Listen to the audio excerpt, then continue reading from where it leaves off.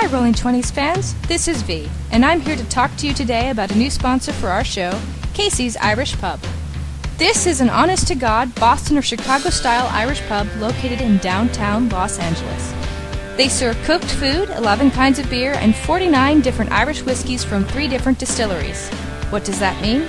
That means if you're looking for a good drink during the Los Angeles convention, you don't have to go far.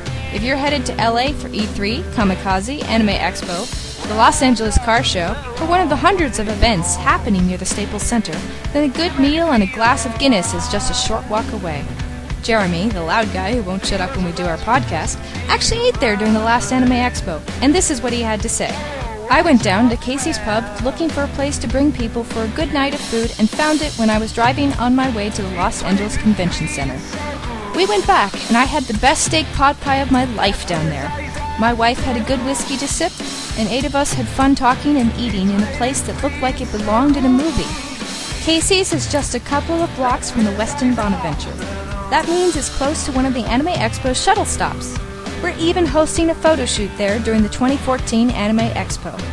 Email us about that at mspfreight@yahoo.com. So do yourself a favor and don't stock up on bad beer and try to mix something sitting at the desk in your hotel room. Ride the shuttle, get off at the Bonaventure, and walk to Casey's Irish Pub to get some drinks by their bartenders. Make some new memories and have some fun. We want to see you there.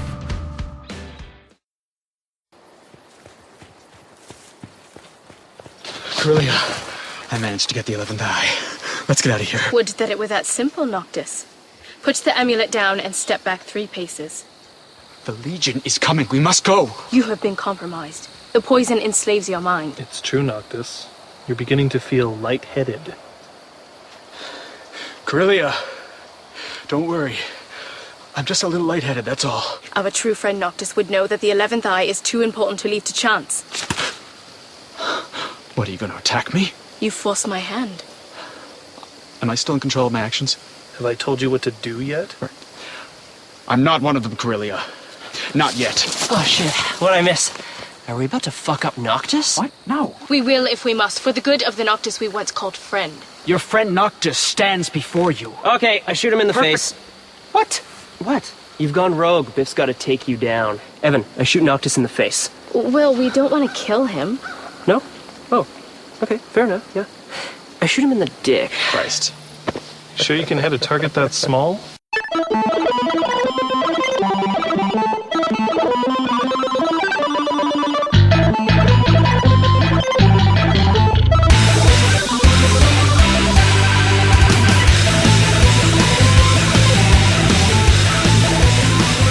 Welcome to another episode of Rolling 20s. We are the show that picked up the first couple issues of Justice League Canada, and we're kind of surprised there wasn't more hockey and maple syrup in it.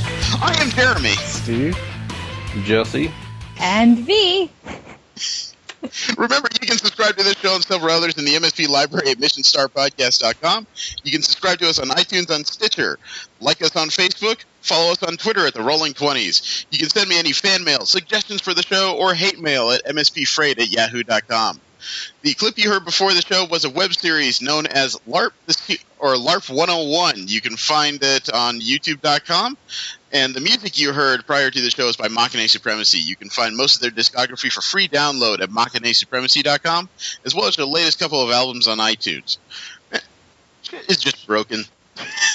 It's just one of those mornings where everything started out sour. Uh-huh. I'm hoping it'll spin into a better day. How are you doing?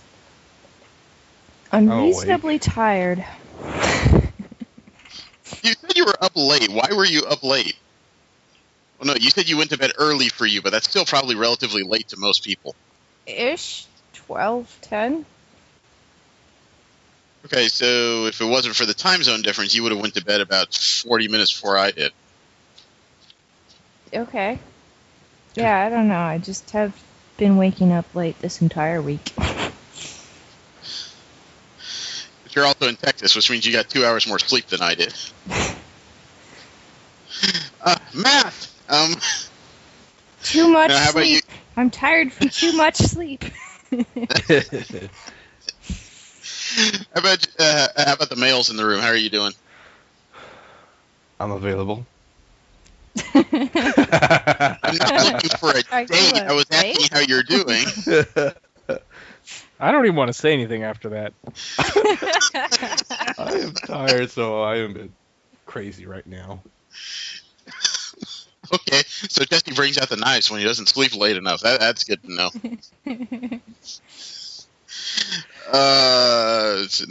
Life here is just the usual scramble, getting ready for Anime Expo and trying to keep a straight face at work. And we had a receptionist that came into my job and quit after 2 days. She said the job was too boring. Wow. Okay. Yeah, she was this young lady we hired as a receptionist, and I don't know what she assumed receptionists do, if everything is like, suits on USA or something. But I tried twice to engage her and just try and talk to her, and both times she had a face that had this mixture of, why in the hell are you talking to me, and ew, get away from me. Pretentious, More than a bit. Sounds like it. So now we get to start all over again this Monday with a brand new young lady behind the desk. So hopefully it'll go better. Yeah. What else can you say? Sometimes you try and meet people and they turn out to be like 10 times as stupid as you could ever assume they would be. Well, it's probably a good thing, because if you automatically assume people were, that bad, you'd never waste your time in the first place. Yeah. But there are some times when I'm just cruising the internet trying to find stuff that pisses me off. Somebody I knew on Facebook commented on another story, and it led me to this the supposed Veteran Affairs website that started talking about how the Sandy Hook disaster was a conspiracy. What?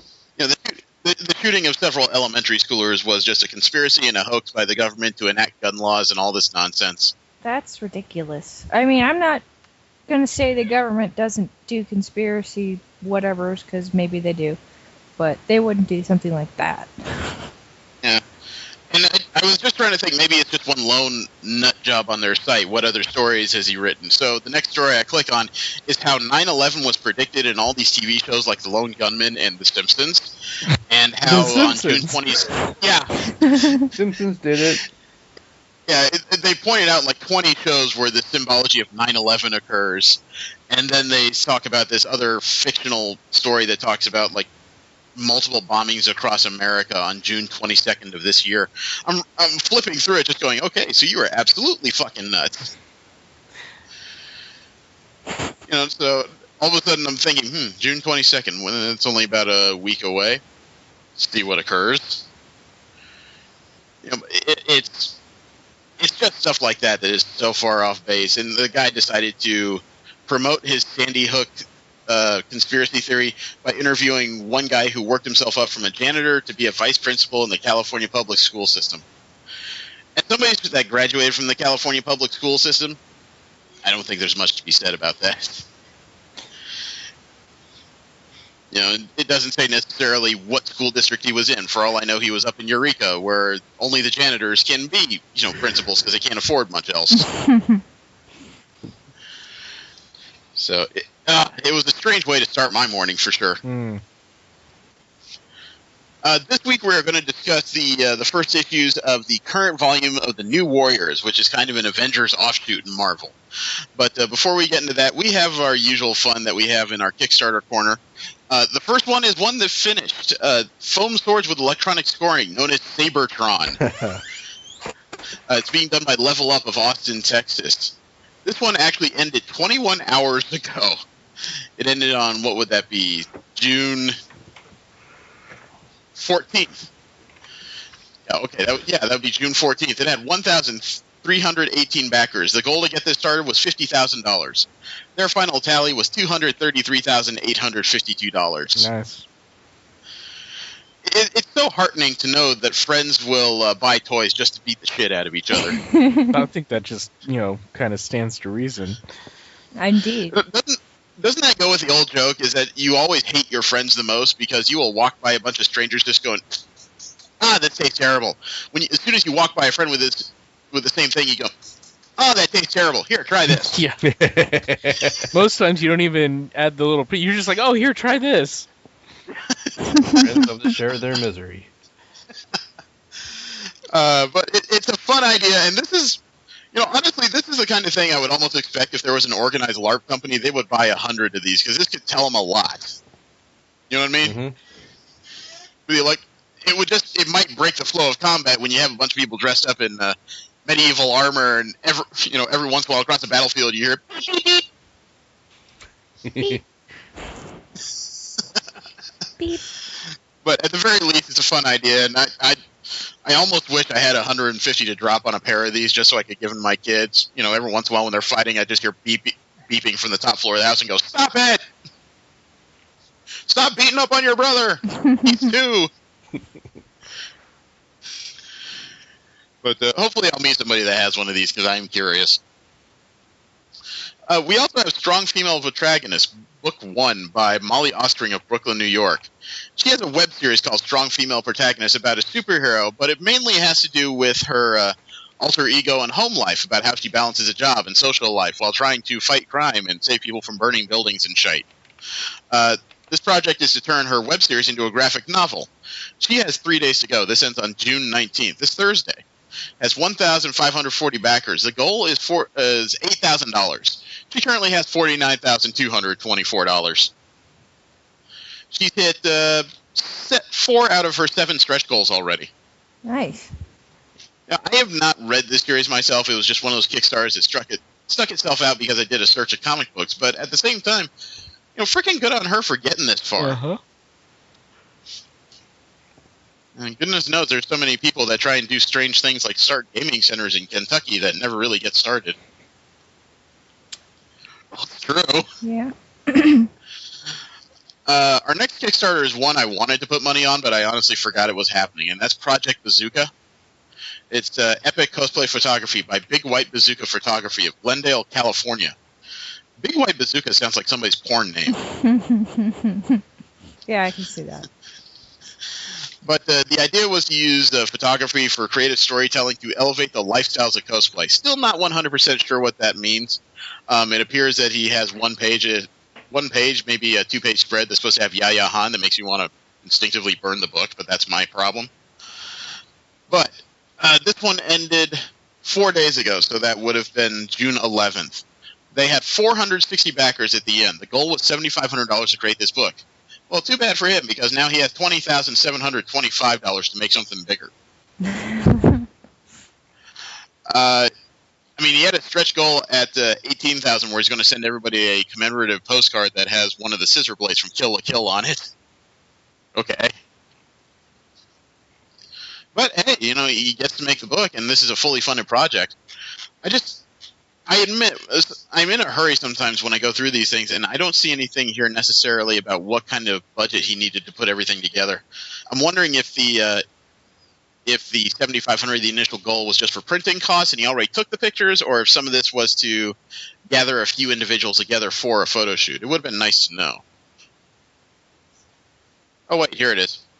Okay. The $7,500 was strictly for the book, so he'd already taken the pictures. It's going to be a 10-inch by 10-inch book. It's going to be big. Yeah. That's big enough to beat somebody with. Mm-hmm. Wait, Which is 10 what inch books by were meant for. 10 inch? That's an unusually sized book. Yeah, it's almost a foot by a foot. This is going to be something big and wide. It's going to have to be put on like a coffee table or something, because it's not going to fit neatly on a shelf, which might work out. I think that's exactly his intention, but it would fit neatly on a shelf. You just have to turn it sideways like bookstores do when they're trying to sell you something. Yeah, that's true. No matter where you put this, though, the cover is going to be very visible, and the whole thing is basically meant to say, "Look at me." And we have another Kickstarter here that's going to be a horse race to the end. The Hollywood Sci-Fi Museum. Let me see. New Starship of Los Angeles, California. They're the ones who did the rebuild of one of the travel bridges for the Enterprise D. Mm-hmm. They put together this project to create a new science fiction museum in Hollywood, California. They have 16 hours to go. 1,444 backers. The goal to get this project started is $82,300. They currently sit at $77,589. Yeah. See what I mean when I said horse race to the end? Down to the wire. Yeah, I mean, I was doing some prep work last night, and I was flipping through Kickstarters. I came across this one again. Last night it was at 72,000. So it's going to be up to people, or at least maybe they call and get one final backer for that last 5,000, but they're right at the end there. And they are out of several of their rewards. They're out of the 1978 replica Battlestar Galactica lunchboxes. They're out of the Star Trek Original Series lunchboxes. They're out of the Star Trek TNG autographed photos of Stephanie Beecham and Brian Bunsell. You know, they actually ran out of several rewards here. Not to say you can't donate still, but that's pretty impressive when you're running out of stuff to give people. So let's see what happened in the upper tiers here. Somebody actually donated $500 for a VIP ticket to Serenity Day. You would have a meet and greet with the Serenity cast and crew. Holy crap, that's $500? That's kind of cheap for that. Wow. You can get Galactica Day, where it's the same thing with the Battlestar Galactica crew, and an autographed copy of an 8x10 print signed by everyone in attendance. Jeez, the Battlestar Galactica crew is huge. Yeah, and a photo op with the cast and crew. Holy crap! Man, I want that. You can do the same thing with Doctor Who Day. Wow. That is actually incredibly impressive, considering they're in, another country. Well, the person that put this together touts connections to several companies and stars already for prior projects. You know, he it's like one of the people he says would be part of the board. Well, okay, I should start over because the proposed board of directors of this crew would include several sci-fi heavyweights. It explains how he would be able to do that. Houston Huddleston, who did over 100 songs for various artists and has written 25 screenplays, and he's a Disney composer. Ronald D. Moore, who was best known for his work on Star Trek The Next Generation, Voyager, Deep Space Nine, First Contact, Generations, Mission Impossible 2, and the reimagined Battlestar Galactica TV series. Rick Sternbach, Larry Nemesek, Doug Drexler, David Gerald, Andrew Probert, and Timothy Earls. If there was big sci-fi, half of these guys worked on it, frankly. Yeah. So all of a sudden it makes sense how we'd be able to pull all this off. So it wouldn't surprise me if this Kickstarter just came close, if somebody came through in the last few minutes with some serious cash. I would really, really hope this finishes, because this would be the kind of museum I would take my kids to and they would go insane. Oh, yeah. I would go insane. Well, this would be the thing that actually brings me out to California. Screw having fun with friends. I want to go see starships. But, I mean, some of the proposed stuff they have is like an interactive gallery of famous starships throughout sci-fi, and part of their mock-up I see looks like 4 different starships from Enterprise, the Millennium Falcon, and AT-AT, a couple Star Destroyers, Battlestar Galactica, the Serenity. I even see the ship from, I think, Earth 1999. Wow. There's going to be a gallery of robots in sci-fi, a gallery of robots from real-life science. There's even going to be a gallery of interactive mock-ups of cars from science fiction that would include like the 66 Batmobile, a light cycle from Tron, Bumblebee from Transformers, the Ecto-1. I think I see the Roadster from the Munsters and Herbie the Love Bug in there. Yep. Knight Rider and DeLorean. Yeah. So, I mean, I don't know how successful this would be, but I almost want to put down $20 just because. You know, besides, every donation, regardless of how big it is, gets a free ticket to the museum in 2015. That's pretty cool. Yeah. The next crowdfunder we have is Solar Roadways. This is a project that will not frickin' quit. This is a project to replace the roads of America with solar panels and turn the entirety of the U.S. Cities into a gigantic power grid. Well, this has 6 days to go on Indiegogo. It doesn't tell me how many people donated. The goal to start this and get a prototype running would be $1 million. They currently have $2,066,375. Wow. Yeah. There is one unfortunate issue. I hate to bring this up. There was a video. I don't have the link to it offhand, but there's a video out there that explains a lot of issues with this particular project. Such as? Things like glass isn't going to be good for traction, and melting snow, using them to melt snow in the winter is A, improbable due to less, sunlight, and B, won't be great for driving on. I can't say for sure because glass in itself, it all depends. Well, traction all depends on how exactly you texturize it. Because whoever wrote that may have been envisioning a sheet of glass instead of what they're doing. The close-ups indicate the plexiglass is going to be highly textured. Yeah. Then there are other considerations like expense and stuff like that. Because I also spent a few minutes sitting down wondering about how these things would be able to heat if there's a lack of sunlight out there. Well, sunlight, you don't need direct sunlight for a proper solar accumulator to work. There's already ones that work in cloudy days. Right. So this is, and it's not like you would, God. It's also kind of a cascading effect. Heat can be transferred from one cell to the next. So if it's warm enough in certain sections, it can move down the line. Mm-hmm. Like any other electrical circuit. So I am not an engineer, so I can't say in particular how this would work. Right. I know what I know, and it's still feasible. Yeah, in my opinion, this particular project probably won't end up panning out, but I think it'll probably pave the way for similar things. In my opinion. I'm really curious to see how it will go. I don't know. I'm very heartened that this could work. Because most of the technology already exists. It's not like we're dealing with somebody who says, we'll be able to do it as soon as somebody figures out how to do X, Y, and Z. Right. Well, I just think it's probably going to work in, limited contexts, parking lots and stuff, and then someone will find a way to make it more feasible across roads and stuff, hopefully. Yeah. Put in Death Valley. What? Yeah, I almost wonder who put together the video, because we've been discussing how there would be a pushback by certain companies and organizations that wouldn't like where this could go. Right. And that could just be the beginning of it. One project I should have gotten involved in, but I completely forgot was happening, was a riff tracks for a live riff tracks of the 1998 film of Godzilla. Mike, Bill, and Kevin of Riff Tracks in San Diego, California, wanted to put together another of their infamous live streaming riff tracks of the Godzilla film, and they needed $100,000 to do it. Well, this Kickstarter ended on June 11th. They had 4,887 backers, needed $100,000. What they got was $265,011.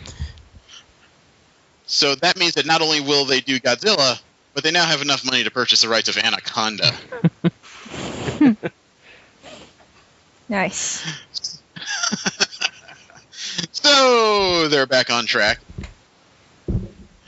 And so it looks like on July 10th, they're already doing another live Kickstarter of Sharknado. Oh, God. What do you mean? That should be fish in a barrel, frankly. I know that that's right for the picking, but the idea of that movie just boggles my mind. Yeah, we'll go see the sequel. Maybe you'll like it more. Pass. Let's see. We have a crowdfunder from a website I'm not too familiar with called Prizeo.com, and that is a backing of Wild Spirit Wolf Sanctuary. You see, this one has 34 days to go. It doesn't have a direct date as to when it ends, but the goal that they need is $500,000. They currently sit at $386,386. It's amazing that we actually came in at that point in their funder.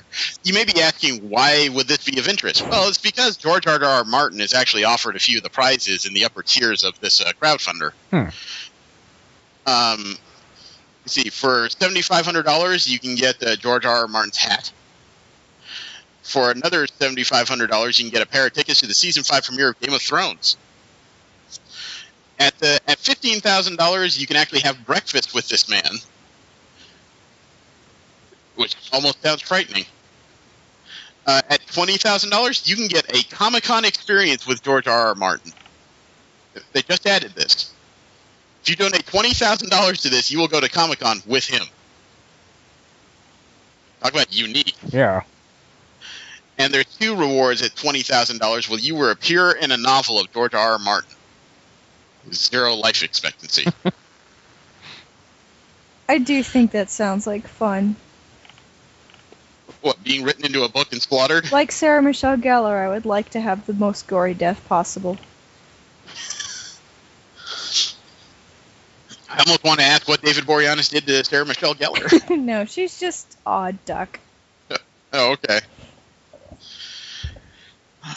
We have Comic Library by Ethan McDonald of National City, California.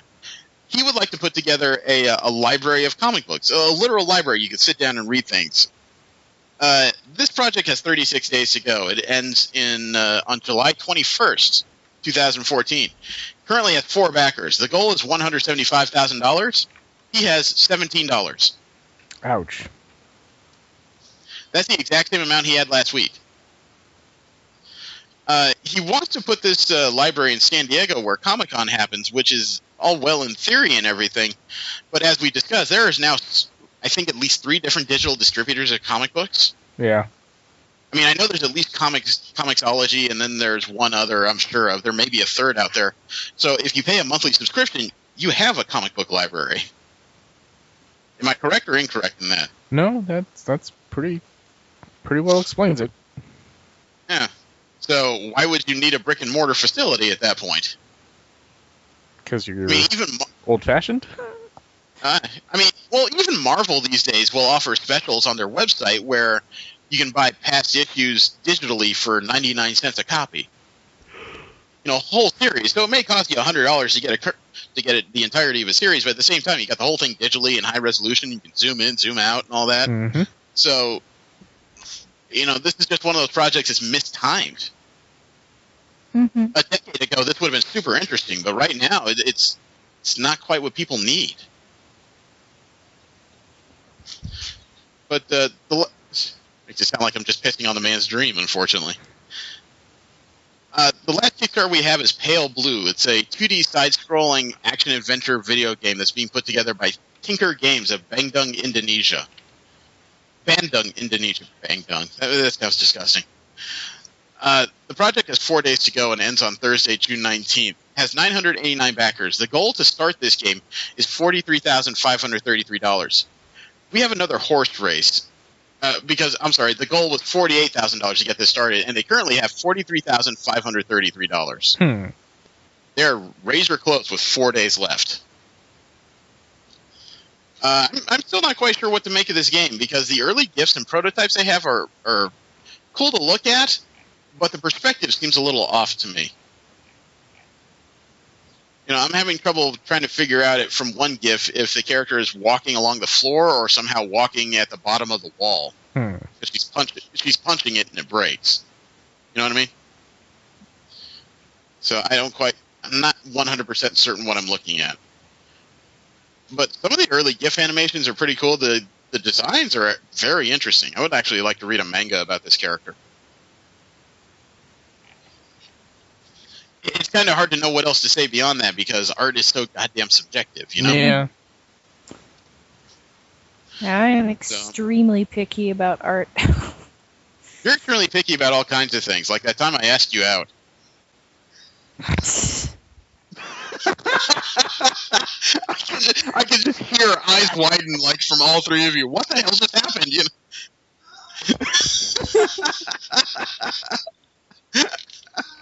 Oh, that was fun.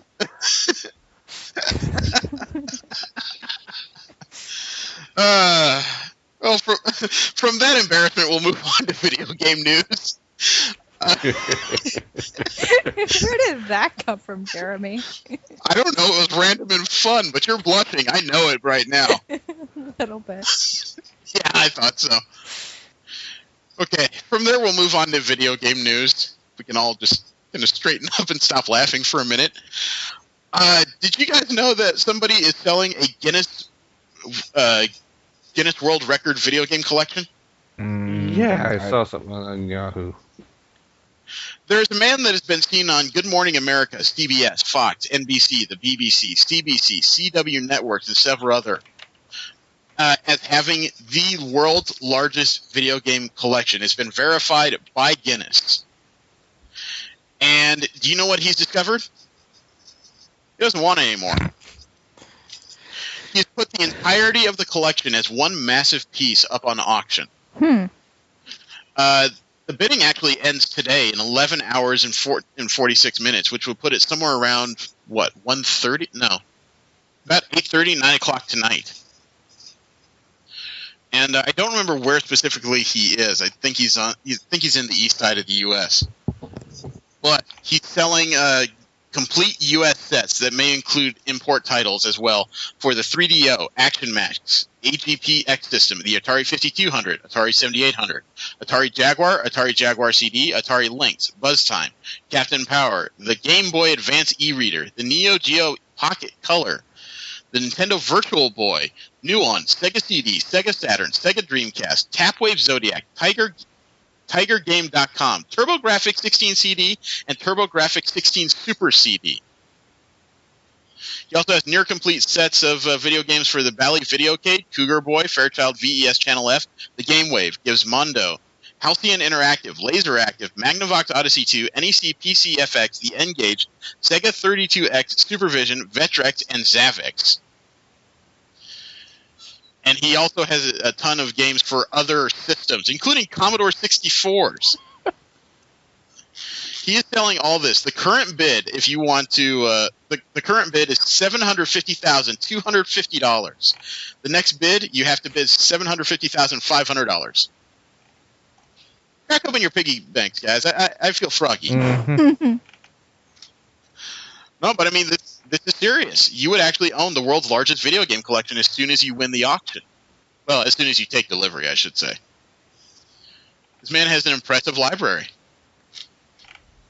So as soon as the auction is over, we're going to have a new Guinness World Record holder, technically. Yeah, pretty much. That's just freaky, isn't it? I think it cheapens a little bit to buy your way into it. Maybe a little, but it's. I mean, the guy actually says in the description of the auction, he gave away 1,000 games to the International Center for the History of Electronic Games, but they were all duplicates.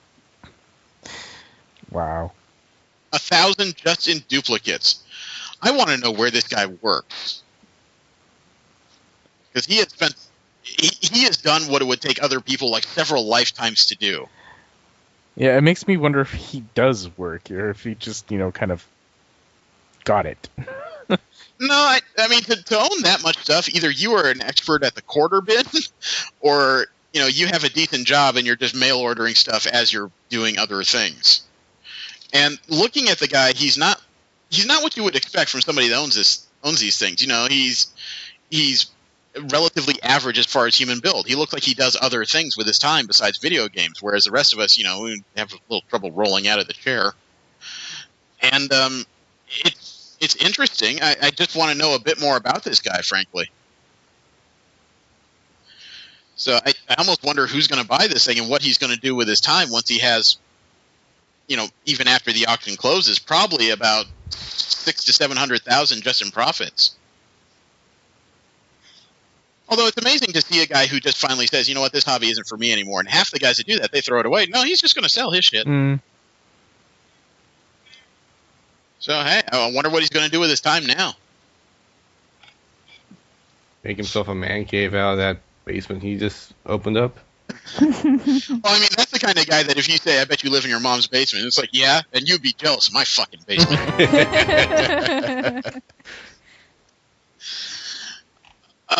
Have you guys been following the E3 coverage? No. Nope. I've seen a lot of it on my YouTube feed. I just God, bother clicking on any of it. There has been a lot of stuff, and I've been plowing through it because, of course, we need news and shit. The first thing I want to strike at is Nintendo. They've announced that they're going to do a new open-world Zelda game. Not one where you're following a linear path like most other games, but one where I saw the video. It doesn't feel like Zelda. It feels like something else. I don't know how else to put it. I was gonna say, isn't the whole it's subjective is the problem. And they showed this fast-paced video of Link on a horse being chased by this gigantic thing that just the way the video presents itself kind of appeared at random in the bush of this open world and chased him all the way to a lake, and he fired at it with explosive arrows.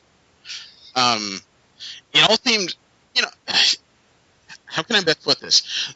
The Zelda games to me always seem like very precise games. You got to have the right weapon at the right time and to be able to advance in the game, and you got to be able to figure out several puzzles. In this case, it almost seems like you have this overpowering enemy, and how do you answer it? With overpowering weaponry.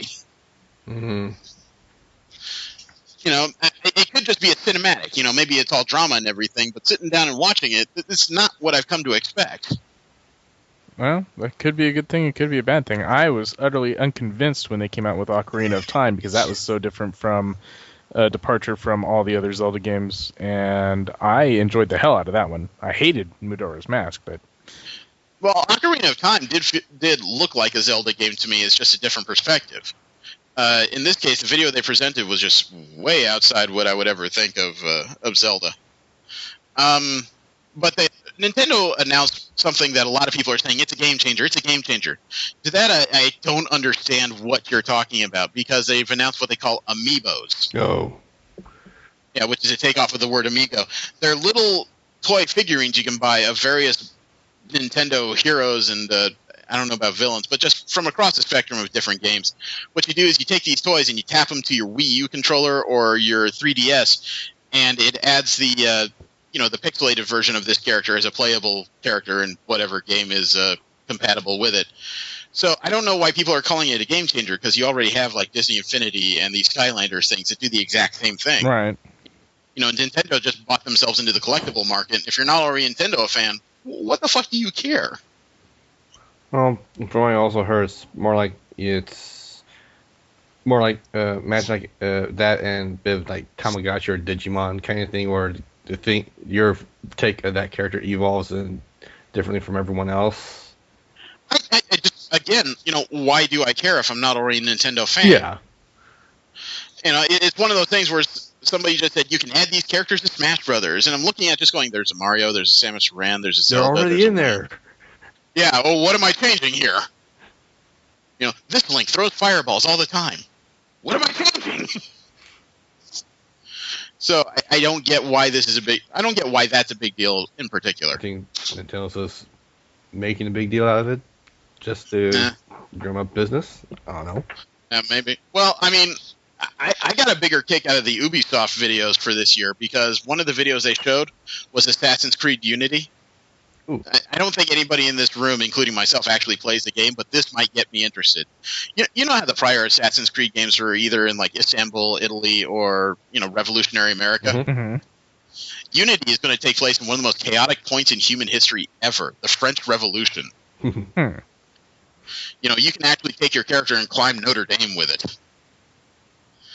But not only that, they announced in this video and showed in a production trailer that they put online. This is the first game I've ever seen that you can have campaign co-op in Assassin's Creed. Nice. Now, you would need 4 friends with the games and the consoles. It's not something you can all do in the same room.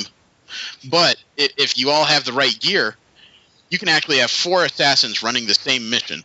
And the way that they describe it, there's multiple paths to take to achieve the same goal, so you can literally approach like a target from 4 different directions instead of some linear path that they give you. Oh look, somebody's in that room. You have to sneak through here and shite like that. You know what I mean? Mm-hmm. So it looked like Ubisoft put a lot of work into how the game mechanics would work. It was pretty interesting to sit and watch. Oh, they've had 5 games to work on that, I think. Well, because of the power of the current generation of systems, they've also added mob mentality. You can combine yourself with an entire mob of people protesting the affluent French. The peasants getting ready to rise up, and they all move differently. You don't have like 3 guys moving the same within your field of vision. And then if you assassinate the guards like right in front of them, the mob will rush through the doors, and you can... just doing that changes it so that the mob isn't held outside. Now they're streaming into the courtyard, so now you have an extra distraction to run around into. Kind of stuff like that. It's very cool. However, Ubisoft did bring out one current piece of information that kind of pisses me off about the game. Because somebody noted that in all of the video demos, you're playing as 4 male characters, and they're asking, where are the female assassins? According to Ubisoft, it would have been too much work to add female avatars to the game. Really? Weird. Yeah, they claim they would have had to replace about 8,000 animations and add new video overlays and stuff, and it was just too much work. A former Ubisoft employee and the guy that worked as the animation director on Assassin's Creed 3, Jonathan Cooper, he basically said in a tweet, bullshit. Yeah, I think bullshit too. He said, quote, in my educated opinion, I would estimate this to be a day or two's work, not a replacement of 8,000 animations, unquote. You're not replacing the animation, you're replacing effectively the avatar, going through all the same motions. They probably just don't think that there's really a market or a demand for it, really, so they don't want to spend the time on it. Look at the market you're appealing to. Yeah, they may have to add some DLC, because Cooper added, quote, man, if I had $1 for every time someone at Ubisoft tried to bullshit me on animation tech, unquote. And then he added another one, quote, fun fact, in our last prototype together, entering your name as @Alessia allowed you to play as a female character. Fun fact, too, Evelyn de Grand Prix shares most of Connor Kenway's animations than Edward Kenway does, unquote. So, the short version of what he's trying to lay out here is it's not frickin' rocket science. No, it's not. That's just sad, though. I mean, I play female avatars, as my wife says, because I'm more interested in watching female asses than male ones. It's absolutely true. That's always been my standard response when people are like, why are you playing a girl? I like that ass.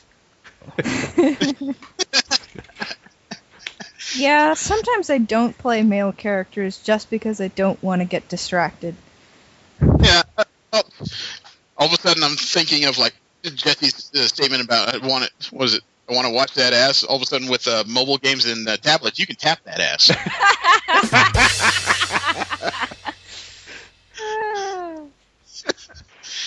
That was fun. That was one for the record books. Well, something that'll make my kids go insane is at E3, Disney announced that they're doing Infinity 2.0, and this one, they're going to add certain licenses that they bought because now you can play as Avengers.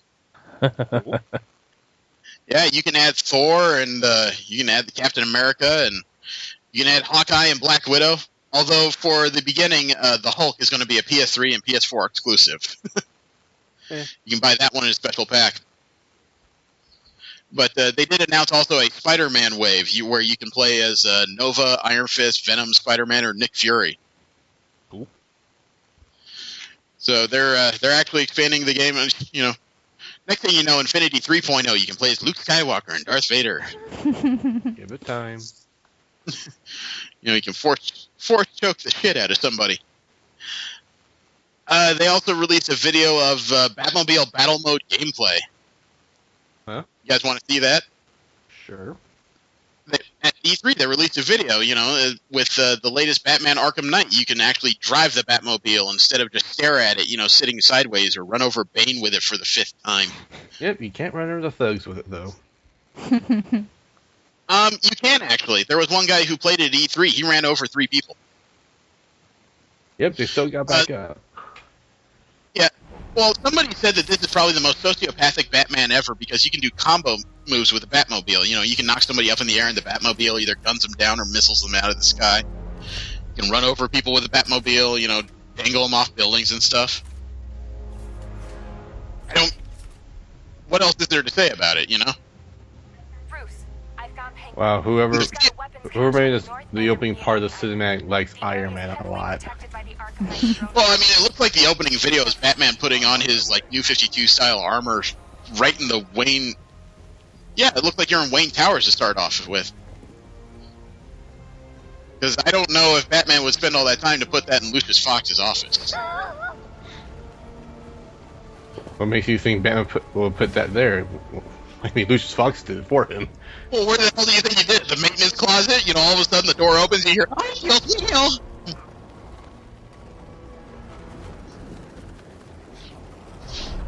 I like that armor. This is very impressive. And there's the summoned Batmobile.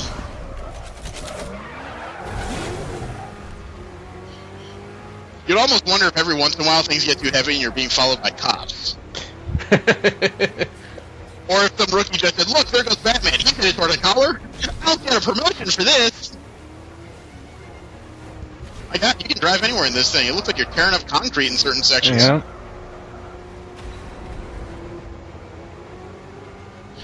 Is it bad that when he's driving through the street, all I can hear is like Lil Wayne's Get Low? Or not Lil Wayne, Lil Jon? And it transforms. Looks like it's gone into... Oh, shit. It's going into a battle mode. Yeah, it has a tank cannon on top combined with a Gatling gun and something else. You're clear to engage. Weapon systems online. Be careful.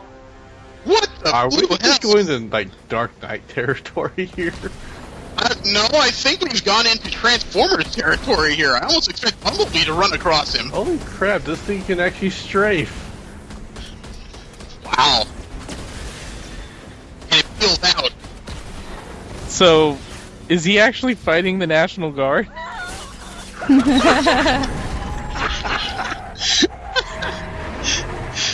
you imagine that? If like the first thing you hear as soon as you start firing is "fuck the police"?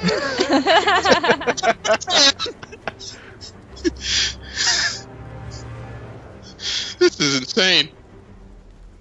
I like it. You know, Rockstar should take some hints from this. I thought this is Rockstar. It is? Yeah, Rocksteady took over.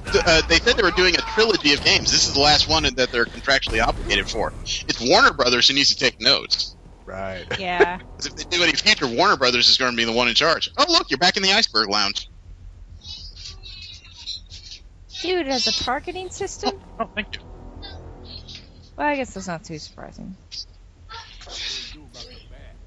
Wait, why the fuck are there blimps? There's always been blimps in Gotham, yeah. Oh. Yeah, it's kind of a... what's the right word? Batman stereotype? I've never seen that before. Never seen the If you watch the old 1991 cartoon series, they were very prevalent. Yeah. I don't really watch cartoon series except for Archer. Oh, wow, you have interactive cinematics this time. That's cool. Oh! I know, not fun. Oh shit, Scarecrow. You sure this isn't the knife? Oh no, that is the Scarecrow, you're Yeah, right. I see the noose around his neck. Looks like, that mask looks like Guard in this version.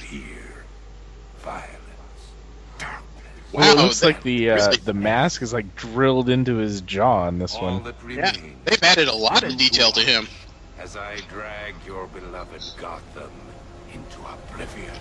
You know, we discussed before I'm not a Batman fan, but after playing the first two games and watching that, I'm fucking sold. You don't have to be a Batman fan to enjoy the games. True. Aw, man. Oh, fine. There it goes. What? My video was fucking up and it wasn't playing. And pre-order now to play as Harley Quinn. Yeah, okay, yeah, well, this is gonna be fun.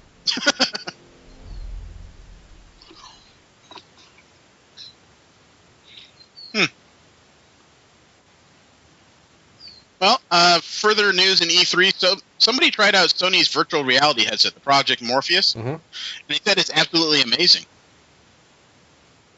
There were 3 games they tried out: Drive Club, Need for, let me see, Killzone Shadowfall in co-op mode, and then, oh,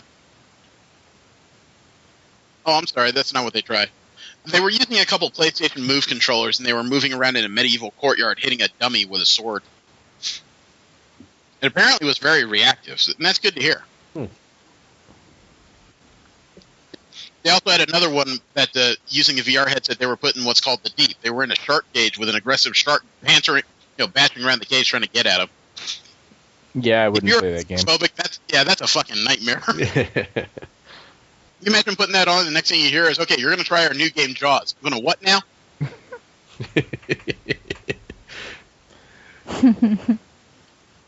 But somebody else was showing off a game at E3 called No Man's Sky. This looks to be an interesting RPG-style game where there's aspects of several different games actually in it. You go to alien worlds that have dinosaurs and stuff. You're on the ground, you're shooting, you're sneaking around trying to grab stuff, you're in combat. But there's also a space simulator. Dinosaurs! Yeah, you can actually go in a spaceship, rocking around, try and mine asteroids, shoot other people down as they're trying to kill you. This looks to be an incredibly detailed game that it is a combination of several prior games. There's sections of it that seem to play like Halo, there's sections of it that seem to play like Minecraft, and there's sections of it that seem to play like Wing Commander, to be honest. So it's a pretty cool idea. I don't know who it's being done by, but it is something I'm going to keep an eye out for in future news. Did anybody see the video for the new or the second Tomb Raider game? Yes. You guys have played it. As soon as I saw it, I started getting nostalgic, and my internal hype meter started to build. I read, unfortunately, the thing. I looked down the comments below, and it kind of disappointed me. The comments. Why? What did the comments say? Oh, the first I came across saying, "Oh, great, it's another one of those tragic, heroes with a tragic past." Blah blah blah.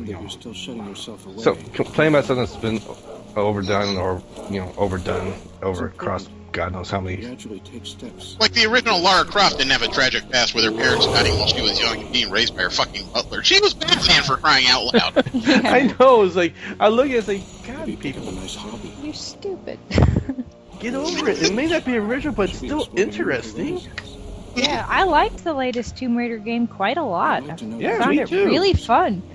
Well, yeah, they turned Lara Croft from a stereotype into an actual human, multi-leveled character. Yeah, a human. Yeah. Yeah, That's a good way of phrasing it. A superhuman. I still maintain that she should not be able to jump onto those cliffs with that little fireman's axe climbing axe thing and hang on. But it's whatever. It was a hell of a fun game to play. Yeah. It was like, as for hero with a tragic past, like she's using that to all to. God, I can't get my thoughts together. Well, look, while her origin may not be altogether original, at the same time, they've just created a very strong female protagonist, which is something a lot of people have been saying that you need, but here are those same people kind of deriding this character as stereotypical. But it isn't. No, I mean, given the last game that they made, they kind of turned her into the female equivalent of Green Arrow, for fuck's sake, but still a great goddamn game. Yeah. I remember that first time I played through, and I kept hearing the word Oni over and over. I'm just like, okay, so somebody's dressed up in armor, and they're just kind of haranguing these guys, probably stealing shit. Then you see that 8-foot thing stomping past the window as you're surrounded by bodies, and you're just going, holy shit. Yeah. Yeah, I have to say, they kicked the level of realism up a notch. Yeah. And what do you mean for the new video or in the prior game? In the prior game. Mm-hmm. Yeah, because the video they showed, they didn't just kick that up a notch. They kind of put their foot on the goddamn throttle and kicked the damn thing and broke it, Because the new video, the face is very expressive. You saw those little cuts on her hands and everything. The next game looks like it's going to be absolutely incredible. Yeah, I was saying that the traumatic event she suffered for the first game, yeah, she's still using it, but not in the same way of, I'm weak, I'm protect. No, she's using that experience to her advantage. Mm-hmm. She didn't go fetal position. She just kind of got up from that, got off the boat, and said, okay, now I'm going to fuck some shit up. Exactly. I can't take up smoking. I can't take up drinking. I can take up killing people. Squaresoft had a big announcement about a new Final Fantasy VII game, and it's killing people. I don't mean that literally. I mean, what they did was instead of announcing the remake of Final Fantasy VII, they announced Final Fantasy VII G-Bike, a mobile game. Is that mini game you did where you left Midgard? Yeah. It's based on that. So now they've made an entire mobile game based around that. Oh, it's a mobile game, so I don't have to worry about it. Yeah. So all it is Cloud Strife on that infamous motorcycle that appeared early on in Final Fantasy VII. Looks 20 times better than the original game did, but yeah, you're following people, you're trying to shoot and sword slash people. you get to a stop before the end of the broken freeway, and that appears to be most of the game. Have fun with that. I did it once. Oh, how about this? The PS4 and Xbox One may have a new piece of competition coming out. Oh. Apparently, Alienware is coming out with a Windows 8.1 based gaming console. Interesting. They're calling it the Alpha, and the prototypes look a little familiar because, according to the story on Yahoo Games, the console that's built was originally supposed to run the Steam OS and be a Steam machine console, but Valve delayed the program until next year. So Alienware is taking up the prototypes they built and refashioning it, and they want to put it out as a 64-bit Windows 8.1 PC bundled with a wireless Xbox 360 controller. I don't know what else to say. You know, this thing is supposed to be an Core i3 Haswell processor, 4 gigs of RAM, and a 500 gig hard drive. So that pretty much puts it right up in contention with the systems that are out there. Yep. And it's going to have Maxwell architecture with a dedicated 2 gig of RAM. They say that this thing is supposed to ship at some point in the fourth quarter. Starting price will be $549. Really? Yeah. You know, if this gaming console can run all types of games, I wonder if you can actually get downloaded MMOs into this thing as well, or if it's just Steam games. It's probably going to attach a keyboard and mouse because a lot of MMOs, or some of the older MMOs, you know, like controller's not going to cut it. Yeah. Right, well, it does have USB ports on the front of it. Okay, so yeah, you could totally plug in a keyboard, assuming that, you know, support is there for it. Right, assuming you can actually download games that aren't, you know, like we said, Steam games are from predetermined lists. If you can actually upload anything, kind of eliminates the need to buy a whole new computer to play certain games. Well, actually, at $549, you have bought a brand new computer, so what the fuck am I saying? Okay. There's another Oculus Rift game out called Super Shot. It allows you to be basically inside the Matrix, because what it does is somebody's shooting at you down a hallway, and while you have this VR headset on, you can slow down time and dodge bullets. You know, live the experience. You can move, yeah, forward, side to side. Time also moves forward, but if you stand still, time slows to a crawl. It's kind of like playing some kind of hybrid of Time Attack. Interesting. You know, it's hard to know anything about it till you actually play it, and I'm always kind of hazardous to strap a couple LCD screens, you know, a couple inches from my eyes. My vision's bad enough as it is. This almost made it into what the fuck news, but it kind of hit the internet in a big way. You guys hear about the Dota 2 player that had a robbery going on while she was live streaming? Yes. Well, no, she wasn't live streaming. She was listening to a live stream. I did not. No, hear I came about across. Hmm. Not listening, but I have the article right here. Well, there was a player named Sajidine. She was at her home in Tempe, Arizona, and she was watching a stream of Dota 2. What was her name? What was her name? Her screen name is Sajidine. Sajadene. Oh no, she wasn't watching the stream. She was doing the stream. Oh, okay. Well, as she was doing the stream, she heard a breaking sound, and she got up from her system, and yelling could be heard off camera. And then not long after, someone stepped into frame holding a handgun, and then stepped out of frame again. This person, stepped in front of the camera a couple times, and they could hear talking, but they eventually disconnected the webcam. So the people that were watching the stream started contacting the authorities in their area, who eventually went by. It appears that one of the suspects that attempted this robbery of two women in this house is a 27-year-old named Edgardo Martinez. He's been arrested. There's another suspect who remains at large and might be the one carrying the handgun. Actually, I'm looking at the article right now. The permit said the amount of people that I was watching, because this is being broadcast worldwide, someone from Europe managed to contact the streamer's friends in the area, which is, I think, Arizona at some point. But and that's more information I want strangers knowing about me in my circles. Well, no, this is actually a close friend that made that contact, not actual fans. Well, the short version of the story is thankfully she and her roommate are both okay. Yeah. They're perfectly all right. Although they're probably going to get stronger locks for their windows now.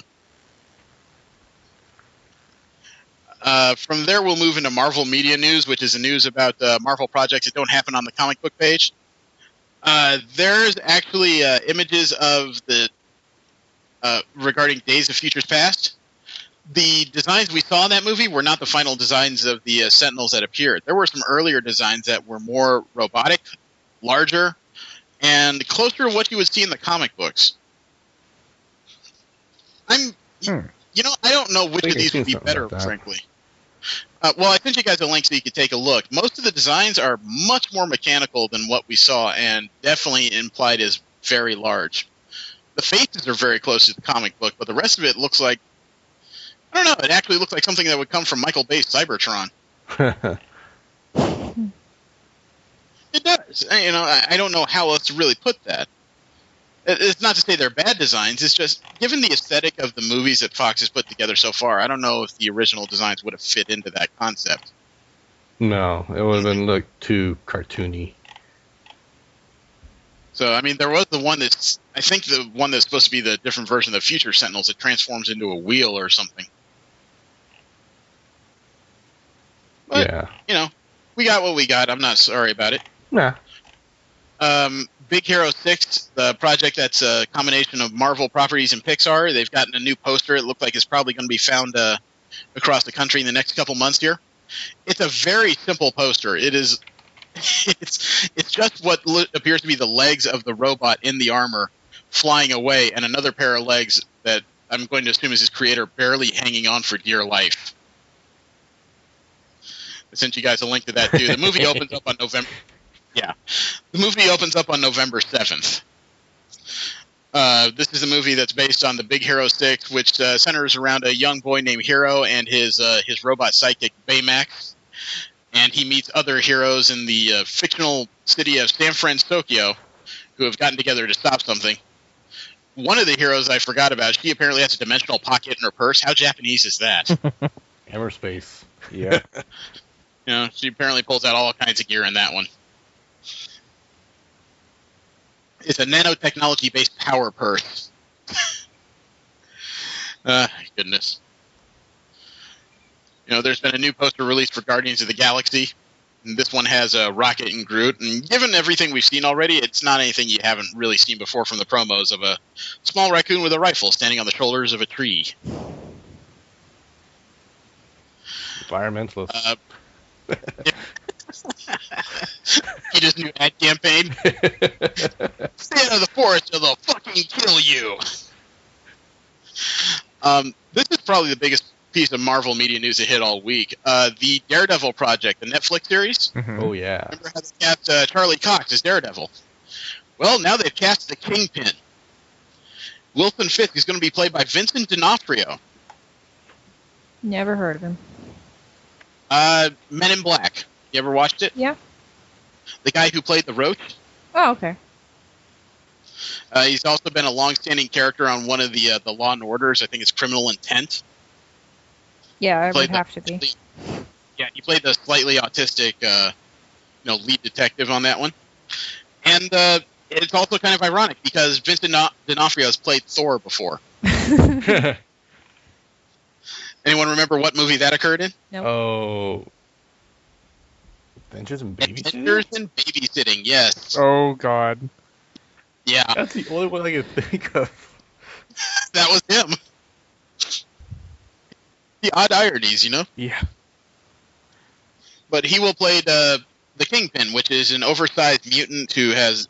He looks like just a gigantic fat man in a business suit, but no, he has high durability, super strength. He's much faster than what you would think of somebody in that. He's a very off-putting physical figure. He's going to play the same role that Michael Clark Duncan played in the movie. But hopefully he'll actually play the role instead of playing Michael Clark Duncan in a movie. Yeah. It sounds cruel because the man's dead and everything, but that's basically what he did. He played himself in a suit in a movie. That could be blamed on direction, though. I blame a lot on the direction of that film. Because somebody let Colin Farrell off his leash, and he went crazy during that one. He was great at that.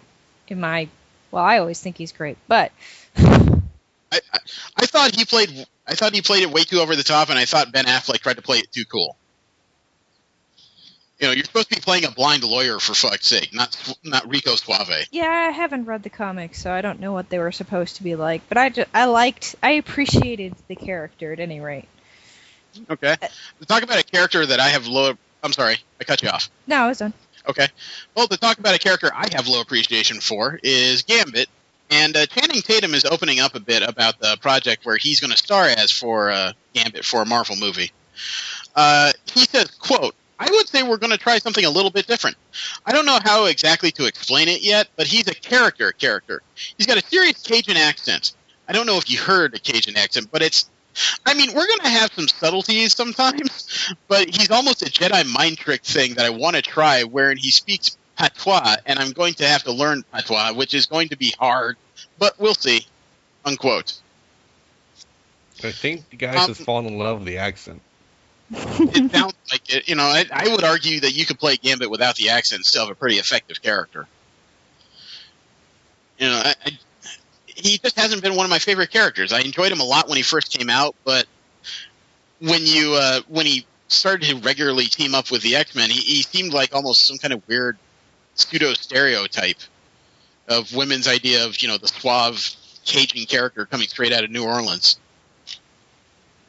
So it'll be interesting to see where this turns. There have been a couple set picks from Age of Ultron that have rocketed across the internet, and because they're set picks, they don't actually tell you a hell of a lot.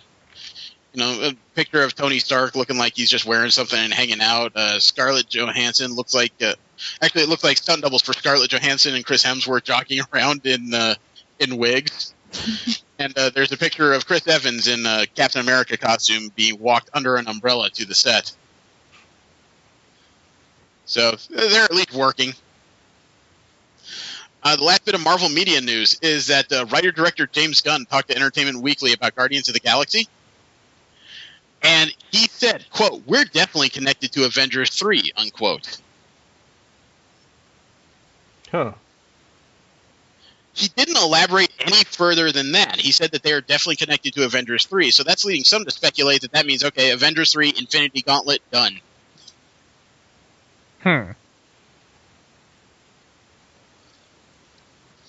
That's the best guess they have. I mean, I don't know what they mean by a direct connection. For all I know, that means that Rocket Raccoon appears out of nowhere, shoots Hawkeye, and runs away. It's true. I don't know what that means. You know, but James Gunn is a pretty well-accredited director, and he's. It sounds like he has his in at Marvel. I mean, they sound so impressed with what he's done with Guardians of the Galaxy. From there, we'll move into DC media news. The biggest news that I found there was the report that DC is expected at Comic-Con to announce a slate of 7 movies to occur in the next 3 years. Oh yeah, That's very ambitious. yes. It is. The projects that they have laid out, as far as the rumor and speculation, is that May 2016 would be Batman vs. Superman: Dawn of Justice.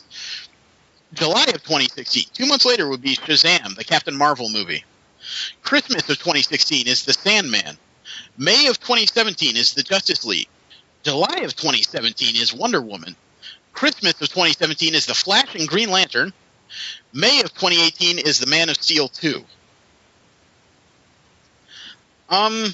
So they're actually going to run 2 movies in the same month? No. You said The Flash and Green Lantern. Yeah. And that's the whole title. Right. Oh, it's one movie. The movie Gotcha. starring those 2 characters. Okay. I mean, I like Shazam. Well, not Shazam. I like Captain Marvel. You know, we have to call him Shazam because they don't want to get it confused with the lady over in Marvel that actually is Captain Marvel. Even though he was the first one to be Captain. Fuck! I'm getting caught in a loop. Yeah, as much as I like the DC version of Captain Marvel, I need to know more about the supposed movie project. The Sandman, I've never been terribly interested in myself. The Justice League, this Batman v Superman, it better be good, or that movie's going to suffer. Mm-hmm. I don't know why you're doing Wonder Woman after the Justice League movie. Yeah. I'm. She She should be before Batman v Superman, frankly. That's my opinion. You know, you guys can argue as much as you want. I think the sooner the better, in my opinion. Yeah. The Christmas 2017 movie of Flash and Green Lantern, I don't understand. Red and green? No, I understand that. Thank you very much. You know, I'm not colorblind. But to do that, A, before the Justice League, and B, why those two characters? I don't know. That's what was confusing me. I was like, so Flash is going to run really fast in space? How? Cosmic treadmill. I don't know. Those are two very different types of heroes that, outside the Justice League, I've never known them to really have much of a connection. Well, if you went with the Kyle Rayner and Wally West iterations, those two were pretty good friends. Which they haven't. You know, they've made it very clear in their TV property that they're going with Barry Allen as a Flash. They haven't said whether this Green Lantern is Hal Jordan or John Stewart. I doubt they'll go with Kyle Rayner because you would alienate people from your comic books if you did it that way. Kyle Rayner's not a Green anymore. So I don't get where that project just doesn't make sense to me. It's not even a comic book team up they've done before, really. So I don't know why you do it in a movie. If you did a Green Arrow, Green Lantern movie, I would understand that a ton more. Yeah. And then after all this is said and done, you come out with all these movies and all these team-up films and all these new properties. After that's done is when you come out with Man of Steel 2? Holy shit, really? Well, I mean, I don't say that because Superman is going to suddenly, you know, have kryptonite shoved up his ass or anything. I'm saying that because when you're coming out with all these dynamic team-ups, and then after all that's said and done, you introduce a ton of new characters, then you have the Man of Steel 2. Superman may seem kind of boring by comparison by the time you're done. Nah, they'll just have he's him not boring smash already? a planet or something. I was just gonna say that. It's already boring. I thought I was cruel. You guys are just painful, man. Well, we're being honest. Okay, well, this is interesting news, and I don't quite know how it all fits together. Maybe he shaved. There's a report that in Batman v Superman, Dawn of Justice, and in the Justice League movie, Aquaman is going to be played by Jason Momoa. Huh. Who? In Khal Drogo from Game of Thrones. The big dude with the long ponytail. He doesn't watch that show, but he might know him better as Ronan from Stargate Atlantis or the new Conan. Yeah, I know who it is now, but... Okay. Well, I think we read the rumor like 9 months ago that he was attached to this project in particular, but they wouldn't say what role he is. Now, a lot of people, when he was announced, said that, okay, this is probably going to be the Martian Manhunter. He's big, he's huge, he's strong as Superman. That's perfect. To find out that he's going to be Aquaman, that's going to be a big chin to fit under a blonde wig. Because Momoa, as far as I know, he's a brunette. Lots of bleach. You think they're going to color? Yeah, you think they're going to color his facial hair and his eyebrows? I think they may just make him a brunette. Don't use logic on me, you asshole. This is comic books. Logic doesn't apply. Logic always applies. Shut up, Vulcan. I think there's a ton of things you could have used Momoa for. Aquaman would not be my pick. Yeah, he doesn't seem like an Aquaman. Not at all. It's not. I mean, even after reading the comics, it's not like I have a better suggestion for you, because there was a rumor that Matt Damon was supposed to be Aquaman. I don't know who in current Hollywood would actually have the ability to play Aquaman, but Momoa just wouldn't be among my top 5 picks for that role. I don't know. They may be going for more of a vicious type guy. You think he's going to come out of the ocean with a sword and just yell, Aquaman, smash! No, he may jump out of the ocean, stab someone with the trident, and summon a shark and have it eat an alien. You know, given the first season of Game of Thrones, I almost have this horrific idea that he's going to come out of the ocean in a loincloth, suddenly like bend over Superwoman, just take her as his own, and then walk back in the ocean. While saying, no! I can see that. I think V just found a new fanfic. The only other DC media news I have is that there's a new promo about the Flash TV series that focuses on the Star Labs team, which includes the actors of the characters of Caitlin Snow and Cisco Ramon, who are known in DC Comics as Killer Frost and Vibe. Oh, Wow. Yeah. Tom Cavanaugh is playing Harrison Wells. It's not a character I'm familiar with. So there's the possibility that the Flash may have both an ally and an enemy right under his nose. If the guy playing Cisco Ramon breakdances at all in the series, I'm done. Absolutely done. Wait, what? The character of Cisco Ramon, as far as I understand, the early version of the DC character Vibe, some of his powers came from breakdancing. Oh. I actually think that Probably would be gonna kind be 80s, of funny. I think. Yeah, he was a character that was born like in the late 80s and died within a dozen issues, I think. And then he was remade in the New 52, and that the interest in that character lasted somewhere around a dozen issues before people just wondered, "Aren't you dead?" Wait, yes, I am. Poof. Credits. I really want to have a movie. Somebody took that black ring off of him and said, "Fuck you." I want to make a movie someday that's just full of a bunch of short clips of superheroes or whatever that fail. You make it sound like the Kentucky Fried Movie, Marvel style.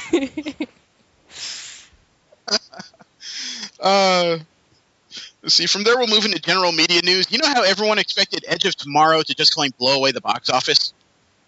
No. It debuted last weekend. It had high expectations. It was the first Tom Cruise movie in a long while that had high ratings going into its premiere. Everybody seemed to be excited about it.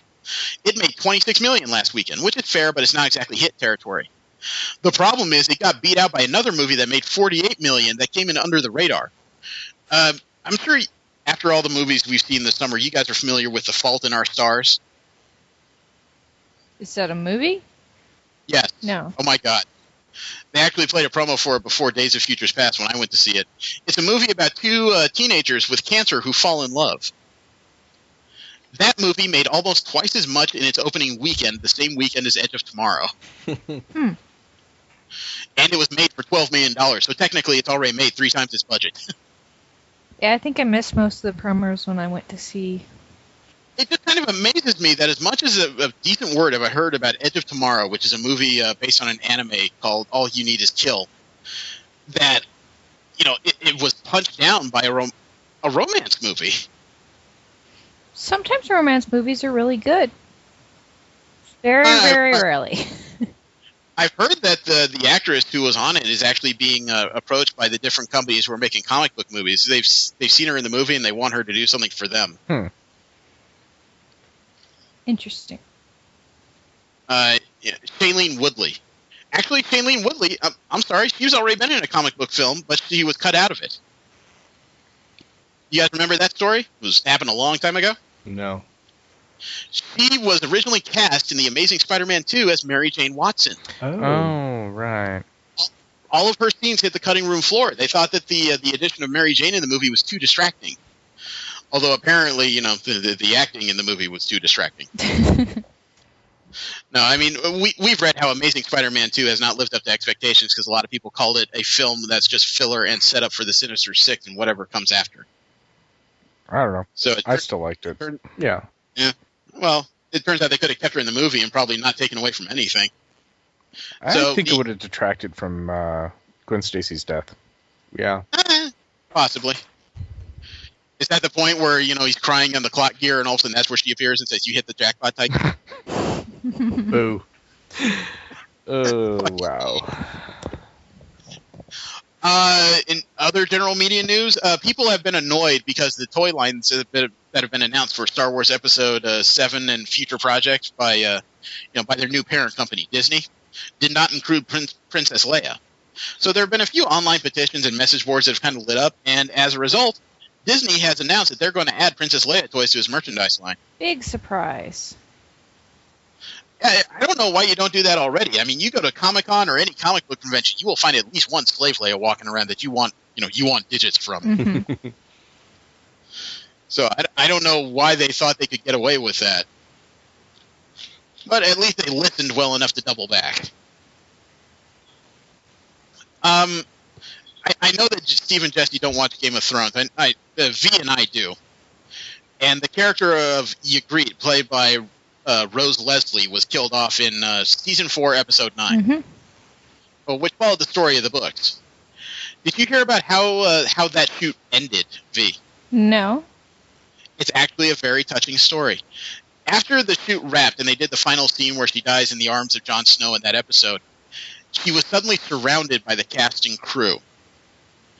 And they wanted to give her a farewell because she wasn't going to be back. And she's actually a real-life friend of Kit Harington, the one who plays Jon Snow in the show. Yeah, I think they were dating, actually.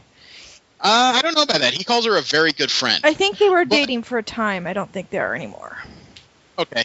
Well, here's the thing. She was kind of wondering what's up. Well, the cast and crew wanted to tell her goodbye, and they also presented her with a gift. The bow she had been carrying throughout her stint on the show, they swapped out the handle and gave it a new one. They changed all the wildling wrapping with white leather. They added a print of a red rose on one side, and on the other is a silver placard that read "Kissed by Fire." Aww. They gave her the bow and one of the arrows from the show. That's adorable. I mean, you often hear about a lot of projects where actors are very replaceable. You know, it seems like if you give them any reason, people are looking for a chance to get rid of you. It's very rare that you hear that a character, even one that's in the history of the show, only appeared for 10 episodes, was actually given a pretty good send-off. Mm-hmm. Not to mention a one-of-a-kind object. Yeah.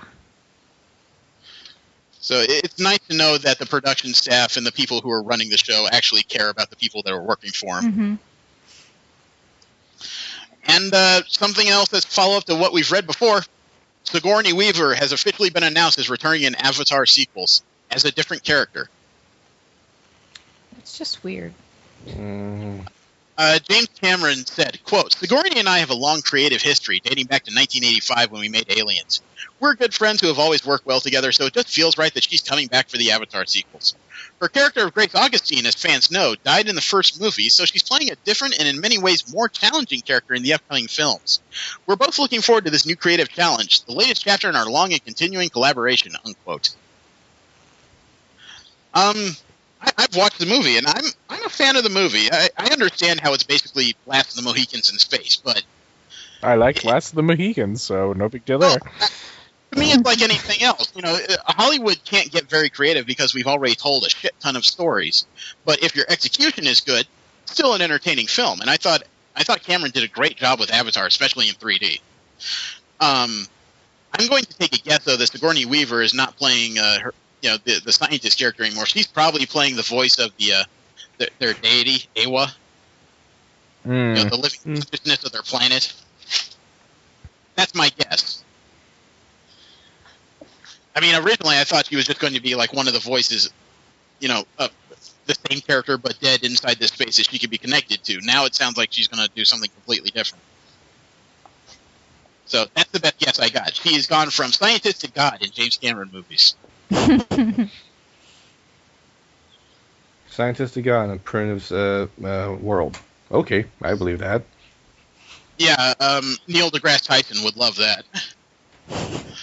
Actually, yeah, I would buy that. This is news that I don't particularly care for, but it is general media news. Sony has announced that they and Sega are teaming up for Sonic the Hedgehog, the movie. Is it going to be anything like Super Mario Brothers? I'm curious about this. No, because Super Mario Brothers involved a whole lot of animatronics who I think kind of distracted from the movie, as well as those weird dystopian sets they put together. This one is going to be a hybrid live-action and CG movie. Does this mean we're going to see Sonic the Hedgehog kiss another girl? I'm done. What? No. Sonic the Hedgehog in one of his games kissed a human girl.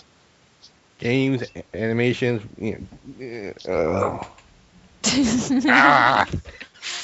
You broke him.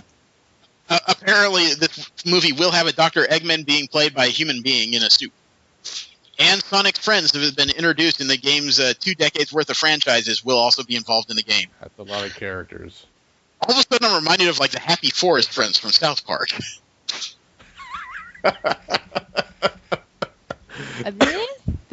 That? What? You haven't seen that. I don't know how to explain it to you without being truly disgusting. I'll watch it. Yeah, I will completely leave that up to you. There's a quote here by Sony execs. I'm going to skip that. They also announced that Astro Boy is being rebooted. Again? Shibuya Productions and Tezuka Productions are teaming up with Karabara Animation to reboot Astro Boy with a brand new 26-episode animated series aimed at 8 to 12-year-olds. So it's a new anime. Okay. It says the reboot will take place in the present day with a, quote, contemporary design, unquote, and it's already underway. The first series the first trailer of the series is already going to be released in September. They're going to use a combination of 2D and CG animation. That's an interesting piece of news, at least. Yeah. I was never, Astro Boy was a little before my time, but I did like the movie that they did. The movie was cute. It's hard for me to watch over and over, but it was cute. Well, I've only watched it once, so... Well, all I can say is if the anime is being aimed at 8 to 12-year-olds, it's perfect for the average anime fan. True enough. Yeah. Yeah. And don't think, hey, for those of you that are listening, don't think I'm pissing on you. I'm talking about me, too. This should have actually led off our general media news because it's we have proof that Greedo shot first. Because Harrison Ford has been injured on the set of Star Wars 7. Yes. Yep. Yeah, I read that one. Okay, so you know that he was filming on the set, and do you know what hurt him? A door on the Millennium Falcon. Mm-hmm. That's right. His trusted baby beat the shit out of him. Yeah, I think he had a tweet afterwards with a sign says, "You do the Kestra in 12 parsecs. Can't operate a door." That was photoshopped, actually. It was? Oh. The original version of that says, "Hello, Reddit." Still, I feel Harrison Ford's got enough sense of humor to do something like that. Well, he was airlifted to a hospital, and it's actually pretty serious. He's 71 years old. Harrison Ford's son has released a statement saying that his dad is very likely to need plates and screws in his ankle. Oh, great. Hydraulic door. Poor guy. Well, it may not be a hydraulic door. If it's a Hollywood set, that could have been a pulley system for all we frickin' know. Yeah. The thing is, though, like I said, he's 71, and he may have a lot of money, but that's the kind of injury that could affect the rest of your life at that age. Yeah. You might be done with acting after this if he's not kind of already. Well, they say that they're trying to rework the script right now because he can film in a cast, but they may have to do a lot of waist-up shots of him. So I don't know if that would change the complexity of the film. I'm kind of hoping that they don't have a 71-year-old running, jumping, and shooting things. Yeah. I would assume that he's in more of an Obi-Wan role. He got made... Well, they're throwing out all the books as canon, so I don't know. But basically, he got made a general after a while anyway. He wasn't really doing a lot of fighting. He was leading troops. For all we know, half the scenes involving him could be something to the effect of, "Jaina, where's my tapioca?" So, it's sad to hear that he got injured in such a way. Yeah. The last bit of general media news I have is that there is a comic book out there called Rat Queens. It's called a dark comedy. The quote from Via Variety is that it's described as a sass and sorcery series revolving around beer-guzzling maidens: Hannah, the rockabilly elven mage; Violet, the hipster dwarven fighter; Dee, the atheist human cleric; and Betty, the hippie schmidgen thief, who are hired to kill monsters and other beasts. Now, why this landed here, you ask? It's just been announced they're getting an animated series. Okay. Weta Workshop and Pukeko Pictures will team up with Heavy Metal to adapt the comic series. It's going to be a 30-minute television show that will be titled Rat Queens. This sounds like a bad D&D group. Yeah, but that's the most fucking fun. I mean, besides which, I don't think it can be better marketed as an animated series. It's a show that has 4 strong female protagonists, so you can get you can probably get women behind it pretty easily as long as it's not overly sexist. And the type of humor that they're presenting seems very well attributed to male fans as well. So if you put something like this on Adult Swim, I think you have money. Yeah. It could be interesting. I'm willing to give it a shot. Well, it couldn't be any worse than that Dungeons and Dragons cartoon from the 80s, could it? Hey, that's nostalgia. Is that what they called it? Because I thought it was cheese. It's nostalgic cheese. As is it, I everything think from the that's what they 80s. call Limburger. Okay, from there we'll move into Marvel comic news. Marvel is promising, quote, wild things from the Edge of Spider-Verse storyline. I'm still not entirely clear what the Spider-Verse is, other than it appears to include alternate dimension versions of Spider-Man. Didn't they already do something like that? Well, they've done the Clone Saga, which was just kind of a mess. But the Clone Saga involved all these strange versions of Peter Parker, with like 6 arms or psychotic leanings, or Kane, or, Ben Reilly and stuff. This appears to be alternate dimension versions of Spider-Man, which include the Superior Spider-Man, Gwen Stacy as Spider-Man, and a couple other different versions. Well, I'm thinking about there was an episode from the old anime show that actually delved into that idea. I honestly don't remember the old animated show too well, because after a couple seasons, it all kind of bleeds together for me. Yeah, I don't remember much about it, but there's certain ones that kind of stood out to me, especially when they had Stan Lee do a voiceover in it. All right, well, how about this for something different? Marvel has announced that in September, there's going to be a new storyline that'll put together 2 characters that have never faced off before. Deadpool is teaming up with Hawkeye. Oh, God, they're not going to stop talking. Actually, I have this wrong. They're billing it as Deadpool versus Hawkeye. Poor Hawkeye. The quote by the co-writer Jerry Dugan is, quote, both men have a strong opinion about how to resolve a mystery that is kicked off by a murder on Barton's doorstep. There's a larger problem that needs solving, and the story progresses. They find a way to keep at each other. It should be fun, unquote. And the picture they released is a cover that looks like it's going to be one of the stories. It's Hawkeye aiming up as Deadpool is jumping down on him. He's got an arrow at the ready, and as you see Deadpool, he's filled with arrows. And was he pointing back at him? A Nerf arrow. A Nerf bow and arrow. Issue 0 is going to ship in October, featuring a cover by James Herron. I want to read this only because I want to see how much they fill the panels up with this word bubbles. Those 2 are not going to shut up. Yeah, you could almost imagine at some point, at several points during this series, they're going to be talking, and then there's just going to be an arrow from Temple to Deadpool and Deadpool. And by the 5th time, he's just going to yank it out and say, "Stop it! That's annoying!"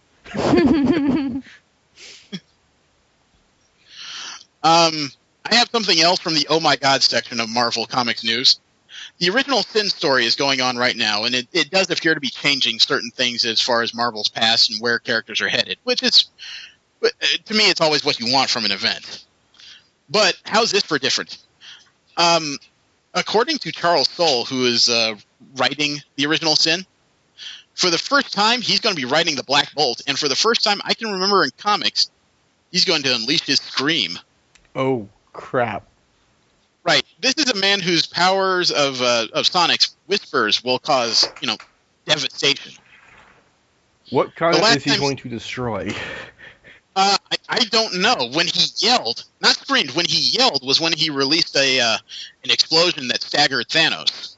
So what happens when this character screams? Bad things. I can only guess. I mean, he is listed as the 3rd most powerful character in Marvel Comics, at least as far as Earthbound characters. Of course, there's all kinds of cosmic numbnuts that can cause a shit ton of things to happen. So I'm looking forward to reading it. That's going to be one of those holy shit moments. This weekend is the convention of the New York Comic-Con Special Edition. They've held an extra convention in New York this year. They have announced some of the details regarding the new event coming out later this year, the Axis, which appears to have all-star teams of heroes and villains facing off, but they have announced that the whole thing centers around the Red Skull, who is powered up with Xavier's telepathy right now and is turning into Onslaught. Oh, shit. Oh, crap.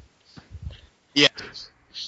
He dragged several villains in behind him, including Doctor Doom, Loki, and a few others, and Sabretooth. Meanwhile, on the other end of things, several heroes have aligned to try and stop him, including Iron Man, Thor, Storm, Luke Cage, Medusa, and Deadpool. Deadpool's the new Wolverine. Well, if the comics are to be believed and they tell the truth, by the time this series comes out, Wolverine will be dead. Yeah. The 3 Months to Die storyline started this past Wednesday. They're probably going to pull some sort of shenanigans. They always do.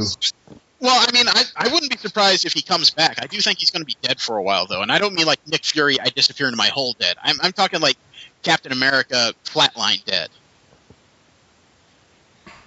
I think he is actually going to die because some of the best character moments happens when major characters actually do pass on. You know, DC doesn't do that very well because when they kill characters, they show you almost immediately that they're either alive somewhere else or they start the resurrection like within minutes. Or the Marvel, fans just rant and rave, say, bring him back. Exactly. You know, Marvel, when characters die, they do stay dead for a pretty good amount of time. You know, Bucky, Jean Grey, even Captain America was dead for a couple of years. Nightcrawler? Yes, him too. Colossus didn't do well. He's died multiple times. One of them, they brought him back almost immediately, but well, he died for like 4 years. Yeah, the last time he was gone for a while. Yeah. So Marvel is getting better about using death as death in comic books is always a story device, but they're getting better about using it as an actual story device instead of just a way to sell comics. Mm-hmm. Actually, I kind of got confirmation that Wolverine's going to stay dead for a little while in the next story because the march to Axis headed into this event is going to start in the Uncanny Avengers. Huh. And the cover to that shows Havoc, the Scarlet Witch, and Rogue fighting in front of a building that has a big red skull painted on the side. So it seems to correlate what we know before. The difference is, though, Rogue on the cover of this, she's shown leaping from behind Havoc and the Scarlet Witch with claws extended. Huh. So it looks like before Wolverine dies, it appears Rogue is going to get her hands on him and absorb his powers again. Is she a good guy right now? Yes. She has been since 1980, I think. Rogue started out as a member of the Brotherhood of Evil Mutants, but after killing Carol Danvers, putting her in a coma. Putting her in a coma, she couldn't deal with the mixed memories and went to Professor Xavier for help and became an X-Man shortly after that, and pretty much has been one ever since. With the exception of recently where she became an Avenger. Yep. I'm sorry, did that answer your question? Yes, it did. Okay. But it's not the first time she's permanently had Wolverine's powers. There was that period where she couldn't get rid of powers. I'm sure Steve recalls that. When she was in X-Men Extreme, she would randomly recall powers of different people she had been in contact with. So she constantly had the powers of Miss Marvel and Wolverine kind of jumbled together, and then she would recall others as necessary. That's a scary combination. Well, it came with a side effect that she also recalled the sets of memories she took as well. Ooh. So she was having serious problems with her sense of self at the time. Ooh. Yeah, that storyline didn't last too long because she burned it out rather quickly. So, we'll see. But, I mean, we read that series, and Rogue was kind of turning into the Uncanny Versions version of, like, Wolverine from the 80s anyway. You know, angsty, uncooperative, but very capable in a fight. This would just kind of further that path. Yeah, especially if, along with the powers, she gets his personality again. Oh, God, yeah. Oh, man. Well, I only have one bit of DC comic news, and that's regarding the new Grayson series, the one where he's a Batman's spy instead of Batman's friend. Mikkel Janin, I don't quite know what his role is in the series. He lives in Spain. It appears that he's only been working for DC since 2009. He was an architect before, but he got in with a couple one-shots in 2011. And it appears he's drawing the comics. He's promising that Grayson is, quote, totally different but same, unquote. Contradiction? I'm guessing he means it's the same Dick Grayson character, just in a different circumstance, is what I'm guessing he's getting at. You know, I just don't like... I guess the reason why he's a spy is because everyone thinks he's dead. That's probably the only way he's going to get any peace in life is since everyone knows who he is, everyone has to think he's dead right now.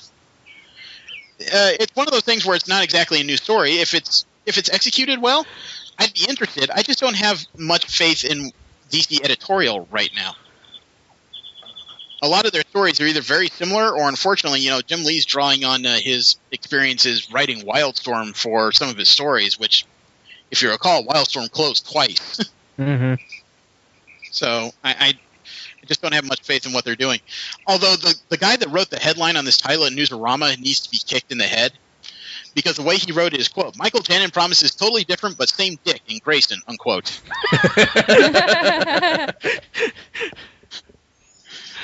It's Newsarama.com. They can put up whatever they like, but you would almost think if somebody just walked up and just slapped this person in the side of the head, are you an idiot? No, they're all probably sitting around in a circle, laughing like Beavis and Butthead. Offering me the totally different but same dick. In general, in more general comic and convention news, there's a convention I'm not familiar with called KCON. It's a Korean pop and culture convention. There's a character that apparently has been on the top 100 of Korea's charts called EU or IU, and she's actually making a U.S. appearance at this convention and performing. She's apparently the first soloist to join popular groups like Girls' Generation and CN Blue. So it's one of those. It's definitely a first time in the U.S. Actually, K-pop or KCON goes on in Los Angeles. I didn't know that. I'm not much into Korean culture myself. Admittedly, the furthest I ever get into Korean culture is Psy. Unfortunately for me, I'm a little bit deeper into that due to heritage. Okay. Do you know much about this? Because I'm relatively unaware. I've heard the name KCON. I didn't actually know what it was. Okay. What about UI? You know anything about her? The extent of my knowledge of Korea is whatever I asked of my mother. And she's not into pop culture. Okay. That was the only general comic in convention news I got. I only have one piece of anime in Japan news, and it's something that's almost become stereotypical. Police have busted a couple who were live streaming adult shows. They were live streaming themselves having sex. They busted them on kind of an unclear statute because it is technically two people doing things in their own home. And I know that the show of genitalia in Japan, the detailed show, is not allowed. That's why there's that weird block censor they have on it. Yep. They thought that they had gotten through a legal loophole because the servers of their show, or their stream, I should say, were outside the country. It's one of those weird legal gray areas when it comes to the internet. Mm-hmm. But this apparently was being done by a 30-year-old unemployed Osaka man and a 19-year-old female university student from the Hyogo prefecture. They were both arrested in the act of streaming themselves live over the internet. Boy, I wonder what it was like to be a police officer that day. Well, I wonder how they found out. Somebody's like, holy shit, no, I know those people are... Holy crap, that's my daughter! I don't know. Most of the time she was wearing a bandage over her nose, which is not exactly Clark Kent smooth. Yeah. It doesn't quite do much to hide your identity. But you can't argue with their results because they've been doing this for just over 6 months. They've netted $300,000. Nice. So it's definitely a pay service, and they made their money doing it. I don't quite know where else to go with that. I mean, if it was one of those things where it's two consenting adults and the servers were outside the country, I don't quite know what they could be arrested on. Probably just a, haul them in, hold them for a little while. Okay. They'll have the money to pay the fines. Further down in the story, they've been charged with public indecency.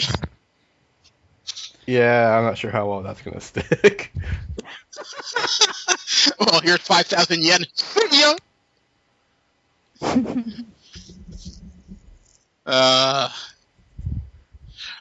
It says on the story on Sankaku Complex, quote, the exact legal basis for the arrest is not clear. It was likely because the, quote, indecent, unquote, streaming lacked the official mosaics sanctioned by quasi-governmental body.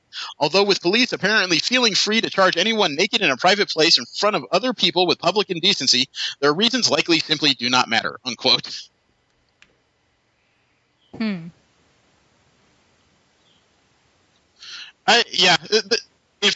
they have the money actually to hire a decent lawyer who will probably argue the charges, and then they'll just be able to continue doing what they're doing.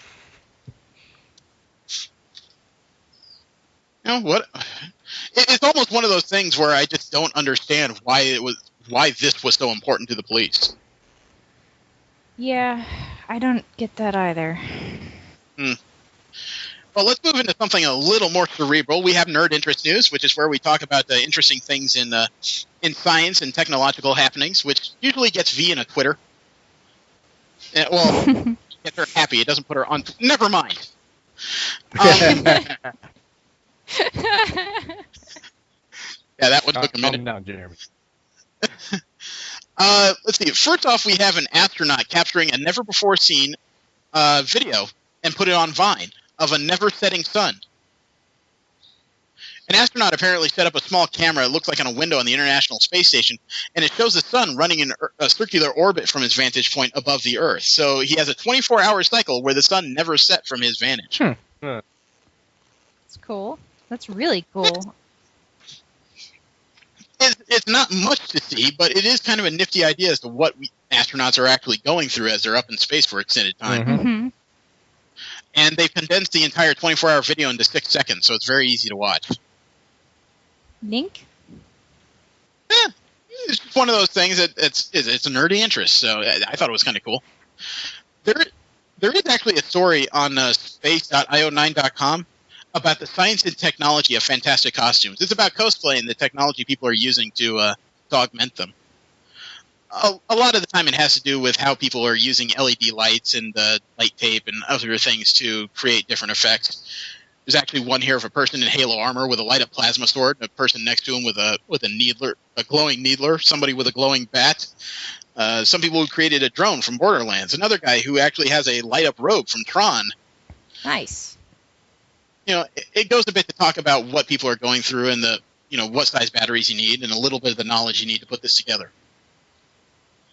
It's a decent idea, and it's one I would like to hear more about, because as much as I am no good at building costumes, I do think I have enough. I think I have enough hands. I could actually build some of the engineering required for LED anyway. So, I'll put it as a reference link, because I think that anybody interested in costumes should take a good look at it. Even if you don't plan on building it, at least now you understand half of what they went through to make it. Mm-hmm. I think everyone should be required to know something before they post a critique. Generally. This is kind of almost scary to me. This article I found on Gizmodo. There is, for the first time ever, a computer that has passed the Turing test. Oh, really? What? The Turing test is the test that I think Jeremy might be able to sum it better. Okay, the Turing test is where individuals, knowledgeable individuals will ask questions, and based on the answers, they have to determine whether or not the thing they're talking to is an artificial construct or a person. Oh, yeah. The test is basically made to gauge how far along a computer is to developing an artificial intelligence, okay? Now, for the first time ever, a computer has passed the test. All you need to pass the test is fool 33% of the judges into thinking that you are a live person. Okay? Mm-hmm. What they did was they programmed a computer, and they presented it via instant messages to 3 individuals as a 13-year-old boy named Eugene Guzman. At the end of the spate of questions that it responded via instant message, one of the judges did think that this is an actual person. So 33% of the judges thought that this computer was a person. It passed the Turing test. I think you need a wider pool and spread. Conceivably, yeah, it's the first time it passed, and arguably there's got to be correlation before you can argue, what kind of intelligence you're dealing with. Let alone, it's not like they thought they were dealing with a full-grown, mature person. They thought they were dealing with a 13-year-old. So a certain amount of nonsensical or possibly even juvenile answers would be expected. Right. Exactly, because I'm kind of looking at that going, well, considering, how some of the adults that I see, responding to things online Might and not their pass the level Turing of test. maturity and so forth, it kind of casts doubt. It makes it a little easier for somebody to go, oh yeah, that's probably a real person. Well, I grant you, if you think you're talking to a 35-year-old and you ask it, so what's your favorite color? Your mother.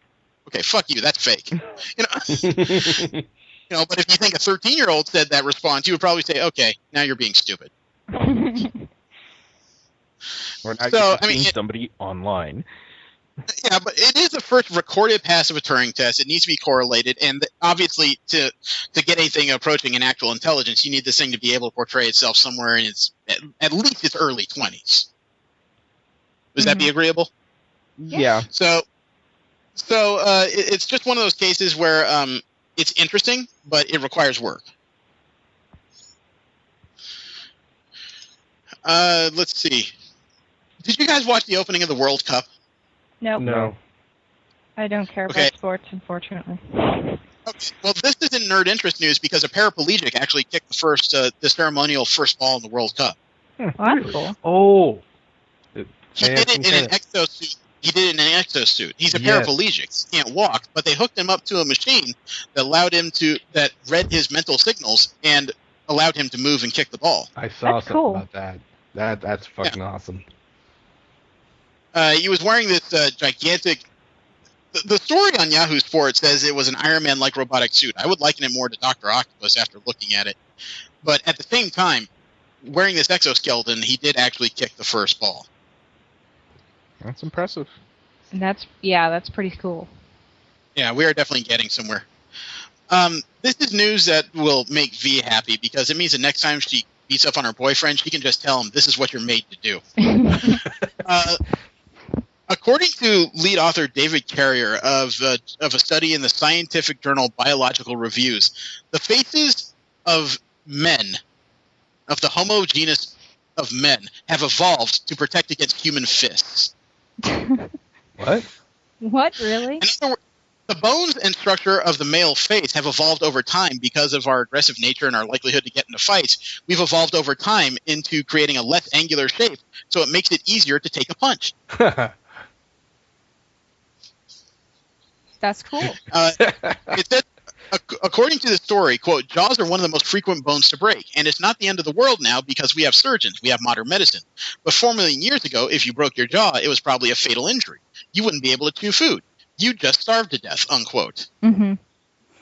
So, yeah, next time your boyfriend gets uppity, just smack him right in the face and say, this is what you're made to do. Pow, pow, pow. So, it is what it is. I think he might take issue with that. We're going to find her on an episode of Cops. Uh-oh. I'm sure by now we've all heard that NASA is trying to develop a faster-than-light drive system. Mm-hmm. Okay. Well, artist Mark Rademacher told IO9 that he worked with the physicist in charge of the project, Harold White, and created an updated design for the ship that would house that drive system. You want to see it? Yes. I mean, the Enterprise, it is not, although it's labeled the Enterprise in the picture. But it's an interesting design and not one I'm very familiar with. It's not the angular design. It's not the design with the separate drive engines like in Star Trek or anything. It's all one contiguous piece with these bizarre circular rings around it. That's pretty. I think that's pretty. I didn't say it was bad. I'm looking at it and I don't... I can't really quantify what it looks like. It almost looks like one of the ships that'd be following the Moore version of Battlestar Galactica around. Yeah, it looks like either from Battlestar Galactica or maybe the new Star Wars movies. Maybe. Huh? Actually, there's a Flickr gallery that has some more detailed stuff if you want that. Here you go. It has more varied views of this machine. It's a unique design for sure. Star Trek is coming true. Ish. You hear that, guys? Pretty soon we can have sex with green women. No, I'm sure they'll turn me down just like everybody else. Aww. Don't we need to go through a Third World War first before we get warp drive? I think we can skip that chapter. Okay. Yeah, I don't want a eugenics war. Oh, well, that actually leads right into the next story. There's a baby that may be the first to be born with its genome fully sequenced. Oh. Okay, so we are going to go into a eugenics war. A child delivered in California may be the first healthy baby born in the United States with his entire genetic sequence mapped out in advance. The child's father is a grad student and science writer named Raziv Khan. And he apparently worked out a rough draft of his son's genome early this year in a do-it-yourself fashion after managing to obtain a tissue sample from the placenta of the unborn baby during the second trimester. I mean, if it's true, it's landmark and everything. It's one of those ways that you could eliminate disease before they actually occur, like polio and muscular dystrophy and things. But it is a scary amount of control over the human lifestyle. Yeah, it's always dangerous. Yeah. I mean, I hope it turns out well. This could be the step that we take where, we actually have a standard of intelligence in America instead of, whatever happens to fall out.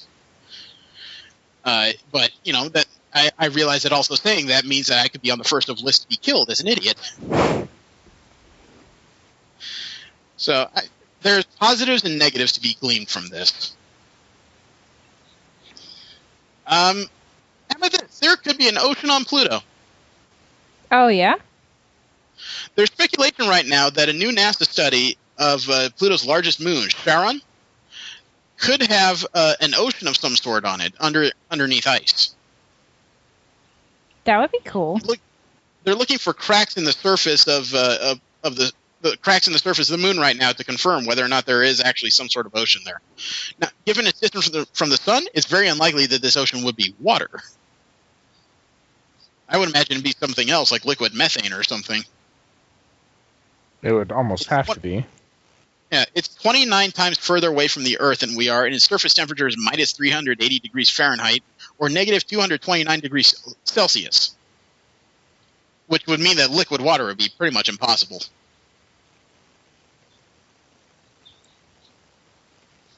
I don't know what else to say about that. Mm-hmm. There was a big hubbub not too long ago because there's a galactic formation that resembles Sauron's eye in space. Nice. Well, scientists have gotten a little more crazy because they found the anti-Sauron in space now. I'm sending you a link to the picture. Hubble gleamed a picture of some kind of star system surrounded by a ring of matter that does make it look like the antithesis of Sauron is floating around out there. It's located in the constellation of Hydra. Kind of appropriate. Why, you want to hail Hydra? Well, it's just... Never mind. But it is a spiral galaxy, but it does look a little different compared to other spiral galaxies out there. No, it's not exactly a spiral. It is like a condensed core with another ring around it. It's really bizarre. But I just hope I don't hear that news. We're getting ready to send our first probe to anti-Sauron. Wait, what? V, you may actually be more suited for the Mars mission than I had ever assumed. Oh? There's a new NASA-funded study that said that there may be drawbacks to having extroverts on long space missions. Well, duh. According to the study, which was done by DePaul University professor Suzanne Bell, they found that extroverts who were locked in periods of isolation with other people soon found themselves ostracized by their more introverted roommates simply because the chatty nature of extroverts the others found them off-putting and nosy. Yeah, that sounds right. About right. I feel the same way. Hey, fuck both of you. Well, I don't necessarily. I personally don't have that issue as much, but I definitely can see that. Well, I say that because, V, you are not an extrovert. No, yeah. You get to actually speak to me even though we were inhabiting the same cyberspace. But the thing is, the study also says that doesn't mean you can ostracize extroverts entirely from the mission. Extroverts are very likely to chat other people up and find out what their assets are, what mission status is. They're better at team building because they understand people better than introverts do. Mm-hmm. Or at least in theory. Right. So what they're trying to find out right now is that you can't keep extroverts out. The question is, what level of extrovert can you have on the mission? You can't have a very bombastic. Yeah, nobody that's going to be trying to throw parties constantly or something. I Right. don't know. Well, extrovert doesn't mean party machine. It generally means somebody who will question you, find out more about you, and extroverts tend to be very good leaders. Yeah, but being a good leader often means you want to gather people to you, which sometimes means parties. For some people. I was just throwing an example out. Yeah, I seriously doubt as soon as they land, the leader is just going to pop down the pod and say, "Okay, we're here. Kicker! Red Planet Party!"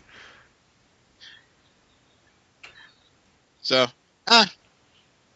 hopefully they figure out how to balance all that. Last bit of nerd interest news I have is that has anyone ever wanted to be Mega Man? I barely know who that is, so no. Mega Man. Capcom. Fighting robot. Okay. Nope. Okay. Well, okay. I asked that because ThinkGeek, which is a website that has a lot of nerdy interest products that kind of run the spectrum, if their latest promo is to be believed, they're creating a life-size replica of Mega Man's blaster with LED lights. Oh, I want it. It will actually make pew pew sounds. You can hear it charging up. The LED lights on the side that function as a power and life meter will actually make noise and not make noise. They'll light up and flash and stuff. Here, I've sent you a copy of the link so you can take a look at it. It is a gigantic hand blaster. I wonder how he goes to the bathroom with this thing on.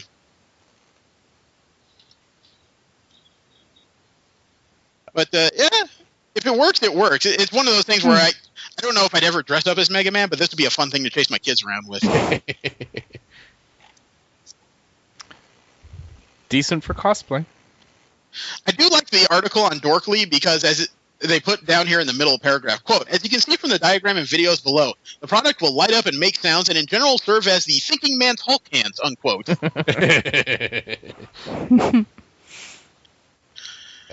have a video at the bottom. It's only 19 seconds long where you can hear this thing working, and it does make the Mega Man pew pew noises. $80 and it's yours. I like the diagram that says authentic Mega Man armor. So what, this thing weighs like 80 pounds? Probably. Well, the last news I have is our what the fuck news, which is just those various stories from out on the internet that make you question humanity in general. The first one I have is an interesting one. There's a man that hit his daughter's teacher with a baseball bat. Okay. I can almost hear that sound of, wow, okay, we started early with the drinking. This isn't about drinking. The reason why this happened is because police say that the 42-year-old teacher was sending text messages to the girl, an underage girl, and the mother deemed them inappropriate between a teacher and student. So after she was told to stop, she sent a message to the teacher saying, "We have to stop doing this." So the teacher, thinking swiftly, showed up at her doorstep. The father told this man to leave, and he would not. So when he refused, the dad reportedly whacked him with a baseball. Yeah. So when the teacher refused to leave, the dad produced a Rawling and hit him with it. Well, that sounds almost legal. Yeah. Sounds justified to me. Possibly, actually. Well, police arrived at the home at 9:45 p.m., and as a first for this kind of story, no one pressed charges. I guess the teacher just said, "Yeah, I showed up here. He hit me with a bat. I deserved it." So that's kind of interesting. I have another story here that really made me wonder what the hell this lady was thinking. There is a portrait called The Origin of the World. Have you guys seen it? No. Okay, it's a strange portrait, and I don't know who did it. But it is titled The Origin of the World. All it is a woman who's from like the top of her breast up is covered by a sheet. And the center of the painting is literally her laying on her back with her legs spread, and you're looking straight up the spread of her legs. That's what they call The Origin of the World. It's subjective, okay? It's a painting by this guy named Gustave Courbet. The gallery that this thing is hung up in, a performance artist came out. Okay? Let me see if I can find her name. Okay, her name is De Roberts. I don't know Deborah De Roberts. She's a performance artist, and she decided to do her rendition of the Origin to the World in the gallery. Okay. You can see where this goes. Yes. She's in a short gold sequin skirt. She sat down in front of the painting, on the museum floor, spread her legs, and then she didn't stop there. She actually opened up her vagina so that everyone can see it, because according to her, that dark hole in the middle, that abyss, that is the origin of the world. You need to see the true origin of the world. This is her version of art. Yeah, that's going to draw some attention. Okay. Now, number one, I will fully admit art is subjective. Number two, this is a museum where I'm relatively sure, although the origin of the world is kind of a touchy subject, I'm sure there are families in this place somewhere. Yeah. So, I mean, she was taken away by police for indecent exposure, and as much as I appreciate the statement this woman is making, at the same time, that is very indecent exposure. Yeah, there's a time and place. Absolutely. That's what the internet was made for free sake. Yeah, I mean, if you have the museum's permission, then there's not a lot that, but at the same time, I'm sure she didn't. Well, something tells me if the museum security took her out, she did not have permission. What bothers me more is that the gallery where she did this, I don't know where it was, but apparently when she started it, there were people who understood and started clapping and applauding for this lady. The fuck is wrong with you people? They found her argument valid. I've seen all kinds of vaginas on the internet. I don't feel a need to clap. Maybe they're giving her the clap. I don't know. I know. I'm just batting 1,000 today. There's another sad story. This could have been in Nerd Interest News or Video Game News, but I put it in WTF News just because of how this ended. There's a man in Manhattan who had a successful PR career, and he met a woman. His name is Chris Koulouris. He met a woman he wanted to marry. So, you know how New York property is. You need a lawyer to get involved in anything, and selling property can be a long process. He moved in with his fiancée, and he had a one-bedroom apartment. The man is also very nerdy and geeky. He loves video games. So, after a few months and the apartment didn't sell, he brought one of his old stand-up machines out of storage and put it in what was the bedroom of this apartment. Right? And then he got a second one. He had Mike Tyson. He had the original Punch-Out, and he had the first Super Mario Brothers. Or, I'm sorry. He had Donkey Kong. Two old-fashioned arcade stand-ups in here, and he was just enjoying playing them in his spare time. He would stop by his apartment. His girlfriend got behind him and added a label behind it for Twin Galaxies Arcade. So all of a sudden it turned into a project. She agreed to help him design an arcade in this bedroom until they sold the apartment. Nice. Well, here's the thing. He spent $28,000 on this room. And then he's going to sell it. Well, yeah. The bedroom has been turned into a mini arcade, complete with a multi-tile or multicolored vinyl tile floor or some kind of laminate. He has Punch-Out. He has Donkey Kong. He has what appears to be Fix-It Felix. And he has a Champion Edition Street Fighter II arcade stick hooked up to a flat screen on the wall. It has banners from all these classic arcade games, including Alter Beast and Zaxxon and, freaking Final Fight on the wall. It does look like a mini arcade. He put in a futon that has Teenage Mutant Ninja Turtle blankets on it. It has a Tron stand-up machine, a Miss Pac-Man arcade machine. Even has some of those little quarter-turn candy dispensers. He spent $28,000 on this room all of a sudden. It turned into a session. No, I'm sorry. I have that story wrong. He spent $32,000 on this thing. And because of his obsession, he is now single. Oh. He is now sleeping on this Teenage Mutant Ninja Turtle futon in his apartment that no longer has a bedroom. He's hosting arcade nights a week, and he's hanging out with friends. But he has admitted he misses her, and he misses his fiancée, and he would give all this stuff up if she would come back. Aww. Maybe she's listening to this podcast. I can only hope. Maybe he and can rebuild that bridge. Well, I had it wrong. They didn't actually make a tile floor. They actually put together colored squares of swatched carpet. This place is like a full-on arcade. And he may have gone a bit overboard. Above the Tron machine, there's a picture of all these 1981 Transformers in boxes. You know, Megatron, Jetfire, Optimus Prime, you know, all this stuff. Nice. So, Damn. I mean, he said, quote, "Now that my fiance and I are no longer together, it's hard to enjoy the room as much as I want to. I always end up thinking about her," unquote. Oh, that's so sad. Yeah. So that just goes to show, you know, find somebody that appreciates you for you, but don't ignore them for your hobbies. Right? Let's go to something a little more comical, because there's a story I found on the Freemasons for Dummies website. There is a building that is a Masonic temple in West Toledo, Ohio. Somebody has tried to set this thing on fire twice. Okay. Now, like most Masonic temples, it has a brick exterior, so fire is not exactly easy to get into the building. You kind of have to break in or break a window or something to get it done. According to a security video, somebody at 4:56 a.m. on a Monday attempted to burn down the Masonic temple at 5025 Secor Road.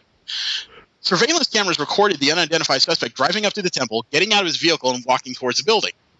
After he walks towards the building, you see a burst of light coming from the side of the temple, and the suspect just seems scampering away. But the fire burns itself out. So, the suspect is seen running towards the building to try again. When he came away the second time, his hand is on fire. And he jumped into his car and drove off. Police went to the building, and they found a patio brick with a burning rag attached to it to break a window at the Masonic temple. The rag was still on the lawn. So they're not sure who this man is, but he did cause $300 in damage to the lawn of the temple. We have some real freaking geniuses out there. Yeah, there's a candidate for the Darwin Awards right there. But he didn't quite get the full Monty. Oh, I think you need to look for someone who's got some burns on his hands at the hospitals. Yeah, if I went to the hospital in those circumstances, I would admit to anything except what I did because of how stupid it is, and I am. You know, so how did you create all these burns on your hands? No, friction, I was masturbating. Really? Yes, I'm going with that story. Fix it. You know? Oh, my. Now, we can go from the stupid to the absolutely terrifying. There was a man on this past Friday in Providencia, Chile. He was seriously injured in an elevator. But he was by himself. Okay. 31-year-old named Jose Vergara Acevedo entered a Bustamante Park building elevator on the first floor. There's an actual video that is on YouTube that he hit the button to go up. And before the elevator, before the doors close, the elevator suddenly starts moving. And then it starts rocketing, and he starts hitting buttons trying to get out of this thing. The elevator doors open, but the outer doors don't open, and the elevator's still going up. Oh, shit. The elevator went to the 31st floor in 15 seconds. And the only reason why it stopped is because it hit the building roof. Oh, he got some airtime. Yeah, the security camera kind of cuts off suddenly at the impact. The exact reason for the malfunction is not known. It was in Tower B of the complex he was in, which was completed just 8 months ago. He was taken to the Santa Maria Clinic taken to the Santa Maria Clinic Hospital. You guys want to see the video? It's only 42 seconds. Sure. It's one of those things where it could happen to any of us, and that's the unfortunate reality, is that you can see that as soon as he gets in, he hit the button, it starts moving before the doors close, which is kind of freaky. Then it doesn't get off at his floor, and when the doors open, I guess it thinks it's at his floor, the elevator's still rising pretty freaking fast. Yeah, this is why I don't get in elevators if I can avoid it. It's just better health to not. I think you still need to troubleshoot that elevator a little bit more. Well, you notice how this poor guy is punching all these buttons because it's just not it's not stopping. And then you notice after the doors open, all the lights on the elevator buttons go off. As if to say, "You just checked out, fucker." So, okay, this guy is still alive? Yes, he is. Thankfully, yes, he is. Well, that's good, at least. Yeah, like I said, that's just one of those scary things. When you think about it, could literally happen to any of us. Yeah. Again, why don't use elevators? Well, I'm going to enjoy myself at the JW Marriott in a couple weekends. I'm going to be thinking about that video every time I go to my room. You have fun with that. Fuck you. We'll go from the scary to the absolutely insane. Wendy Morrill lives with a friend of hers named Karen Ruddleston.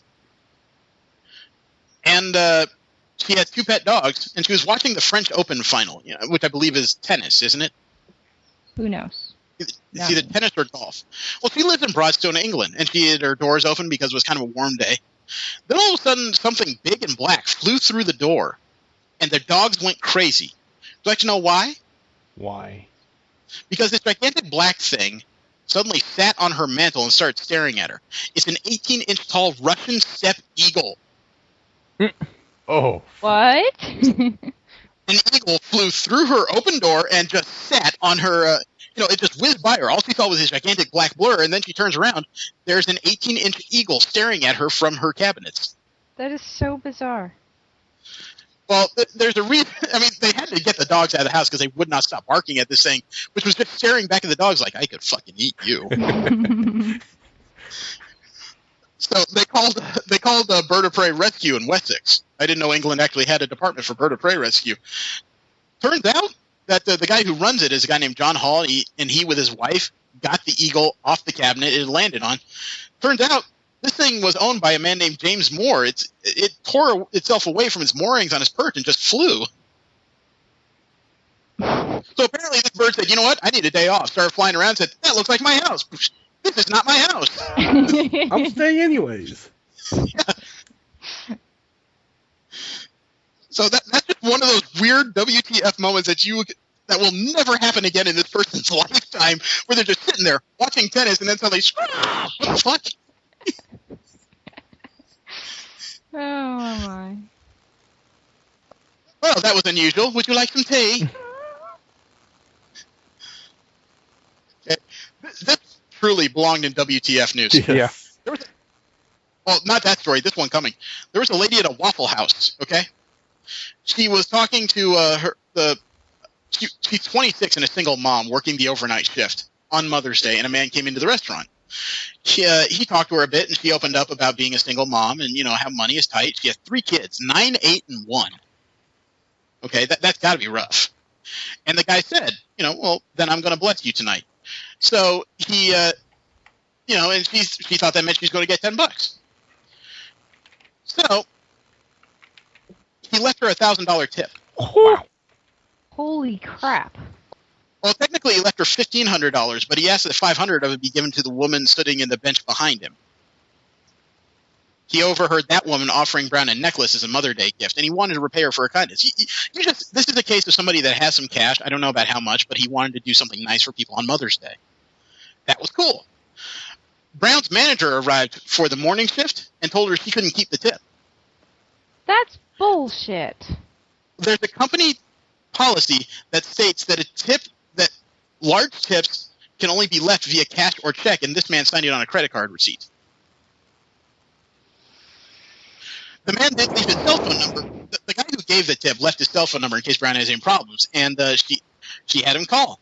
Turns out this manager stuck to his guns. Even though he talked to this man and he explained what the tip was for, he stuck to this weird Waffle House policy. So what happened was this man arranged to meet Brown at another location, which turned out to be the restaurant that this mysterious man owns, and gave her a direct check for $1,000.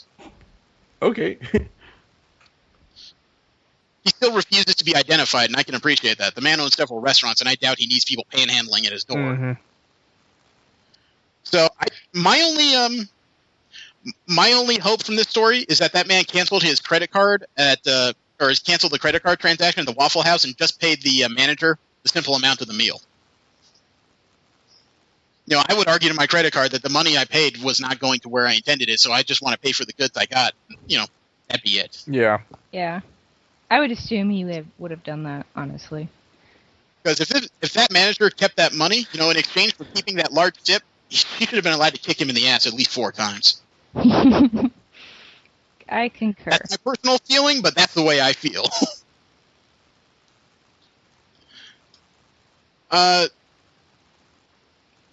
me see. I'll jump past that. I had a story here about a Texas City council member who said, "Get those blacks off the school board." It's Texas. It's this lady named Connie Trube in Lamarck, Texas. She's ignoring calls by people for her to resign because she just didn't want blacks on the school board. It was a parking lot conversation between Trube and the husband of a political adversary. And she's heard saying, quote, "It's not going to get any better until you get those blacks off the school board."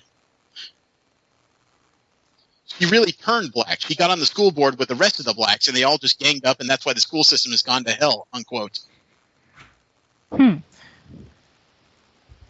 This is your state, V. I mean, you know. Yeah, well, Austin is an island. And the media actually caught up to her, and she said, quote, "What is on the tape is nothing more than me stating my honest opinion, and I don't back down from that," unquote. Well, I guess she's honest. Yeah, but she doesn't. I mean, she can't run. She can't run a school system because that means she's definitely going to have a prejudice against any African or minority kids that are coming through the system. Yeah, no, she definitely didn't do herself any favors. No.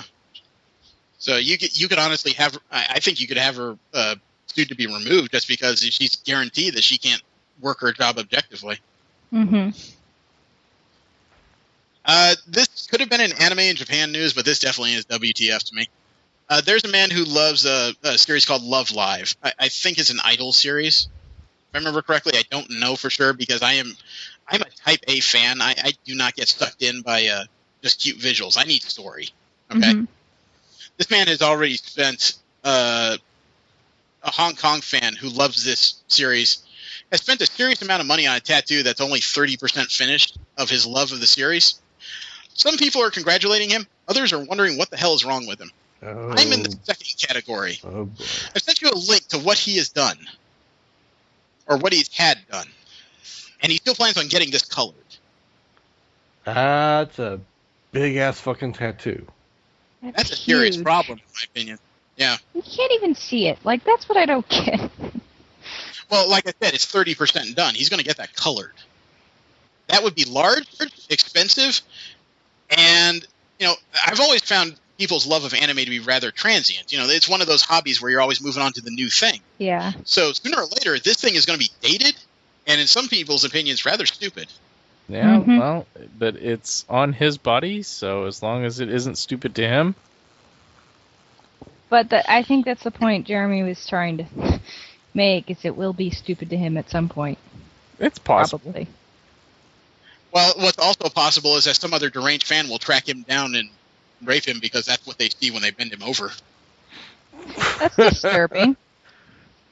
That's disturbing. Yes, very. Thank you for putting that image in my head. Yeah, I mean, I halfway said it as a joke, but there's part of me that's not joking. There are deranged fans out there that would consider this virtual sex with whatever character this is. They might try to track this man down. Yeah, that's disturbing. Let's move on. Okay. V, are you familiar with Pixel Trek? Not by name. Okay, pixeltrek.com is a website where you maneuver a Lego-like data around a pixelated Enterprise D. But there's one thing about it that made it belong in WTF News, because according to the design of the bridge, just off the bridge next to the turbo lift on the, if you're facing the view screen on the right-hand side, next to the turbo lift are bathroom stalls. Well, there should be, because in the original, in the Star Trek, there is a head. They just don't ever show it. Yeah. I just wouldn't expect it on the bridge. I expect that to be a level or two lower. No? I mean, when you gotta go, you gotta go. It's also one of those things you never hear about in Star Trek. I can't remember any time where somebody just was like, Worf said, "Hey, watch my console. I got to take it number 2."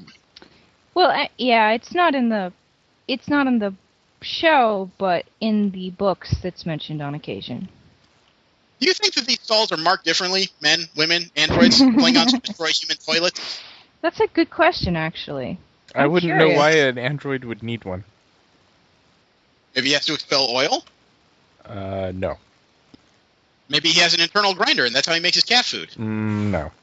Maybe he has to retread his CPU. You are no fun, Yeah, kid. try too hard.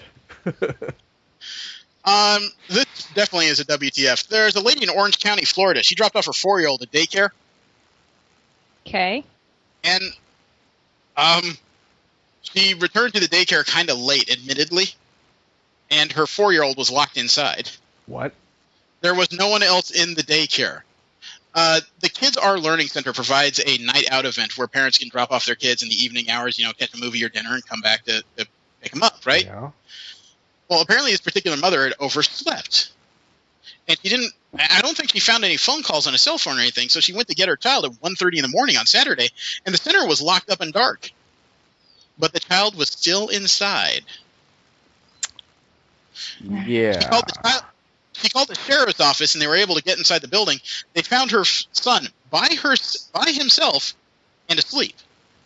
I was calling up some bad memories of my childhood, actually. This is a serious double fault, isn't it? I mean, the mother shouldn't have slept that long, but at the same time, shouldn't somebody have called her and just said, "Look, we have a child here"? That would imply that the staff, if they didn't know this person was in here, is at least incredibly inept. Yeah. Mm-hmm. So I don't know what happened. They didn't talk to any members of the staff at this time. I'm sure they're not going to speak on this matter because there is no good answer for why this child was left in there by himself. Yeah. Anything could have happened. Yeah. Oh, Pete, I have another story about a Texas school district that just confuses me. Oh, boy. Pretty Riggs, she tried to send her 10-year-old daughter on a class field trip with a bottle of sunscreen and instructions to apply it because the sun has gotten more dangerous as time has gotten by. And, we do what we do to the environment and all that fun stuff. Well, the Northeast Independent School District has sunscreen banned as a toxic substance. Oh? Well, okay. There have actually been claims many times of that sunscreen it introduces toxins into the body. I don't know much more about it than that, though. It depends on your usage, though. I mean, you would have to use a pretty good amount for that to occur. Well, That's yeah, like but I mean, they it wouldn't builds let up. my mom fill up her soap bottle at school because it's toxic. That's in California, so Well, fine, don't drink it then. Well, but that's the thing. They have to do this whole thing where they have to take all contingencies into account because kids are stupid. Kids are stupid. Well, I mean, part of the reason why the school district said they didn't allow this girl to bring it, they actually said, they could eat it. Yeah. I would have to ask them, what are you teaching 10-year-olds? It has nothing to do with what you're teaching them. It has to do with what the kid's willing to do. Yeah, it's true. Dares and such, I guess. It just sounds ridiculous in a city like San Antonio with as little coverage as it has. You need to stay out of the sun. Mm-hmm. It's like, you can't have peanut butter in schools now because there might be a kid that's allergic. Oh, that I would argue is a problem with our manufacturing because we are the only country in the world that has such an acute peanut allergy. I think that has to do with something we're putting in it. Well, I'm just saying, the schools are way overboard as far as, things that they have to take into account in order to ensure that, everyone is safe. Mm-hmm. Okay, well, I have another WTF news that unfortunately has to do with American schools, but this time it's in V's home state of Minnesota. Uh-oh. We have a lot to do with stupid kids with places you live. This one is especially stupid because there was a prank that occurred, and a lot of female students showed up at Prior Lake High School for a mandatory vagina inspection. What? A letter was written on forged letterhead for Prior Lake High School and was hand-delivered to an unknown number of students' homes that actually reads, and I'm going to read this. To all female students at Prior Lake High School, the district is required to conduct a mandatory vagina inspection on all female students at Prior Lake High School in accordance with Minnesota Health Code 69. End-of-the-year vagina inspections will occur in the Blue Gym. The mandatory health inspections will be conducted on Friday, May 23rd, 2014, promptly at 8:05 a.m. Makeups will occur the following week on Tuesday, May 26, 2014 at 10 a.m. All students who have not already completed a vagina inspection must attend one of these two mandatory sessions. Students will be excused from any classes they miss in order to attend attend an inspection. This was a senior prank. Of course, because Bravo. Many. An unknown number of kids actually showed up to this. Bravo. Some people are a little bit freaked out because somebody knew the addresses of several of the female students of the high school to deliver these messages. yeah, that's a pretty Also- scary prank. Yeah, police are also investigating it because putting anything unauthorized into a mailbox is a federal offense, technically. Yeah. Right. So it's it's one of those things that is kind of funny, but at the same time extremely frightening, just in the complexity and the amount of knowledge that somebody had of people's personal lives. Mm-hmm. Well, I mean, So if the girls that they sent that to were known to the person, it's no surprise. Obviously, nobody's That's a going to big come if. forward and say, "Oh yeah, that was me." I don't know. I'm pretty sure that there's shirts out there that probably say vagina inspector on them. Oh yeah, I've seen that actually. I've seen the FBI, the federal booby inspector. Well, there's another lady out here who she didn't kind of go crazy. She definitely went crazy. She had the devil inside her, according to her, as she drove a car through the doors of a church. And then stabbed her husband in the chest when he showed up to check on her. Her name is Stephanie Hammond of Churchill, Tennessee. She said God told her to do all this. Okay. Talk one She up crashed to through the doors. Leben. Yeah, she crashed her car through the doors of a church at 10 p.m., so obviously no one else was at least inside. She called her husband Stephen for help, and he found her lying in front of the church altar with a large kitchen knife. Then she planted it in his chest. Now, amazingly, her husband, his name is Stephen, he actually made it home, removed the knife, and then called the cops.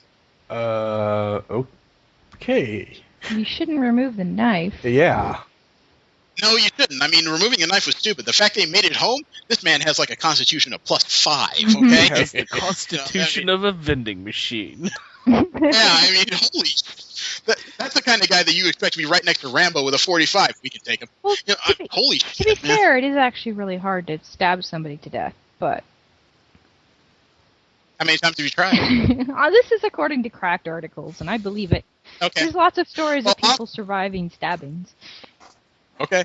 Well, police caught up with Miss Hanman at a hospital where she told them that she had decided to live her life for God, who told her to stop smoking marijuana all day and night.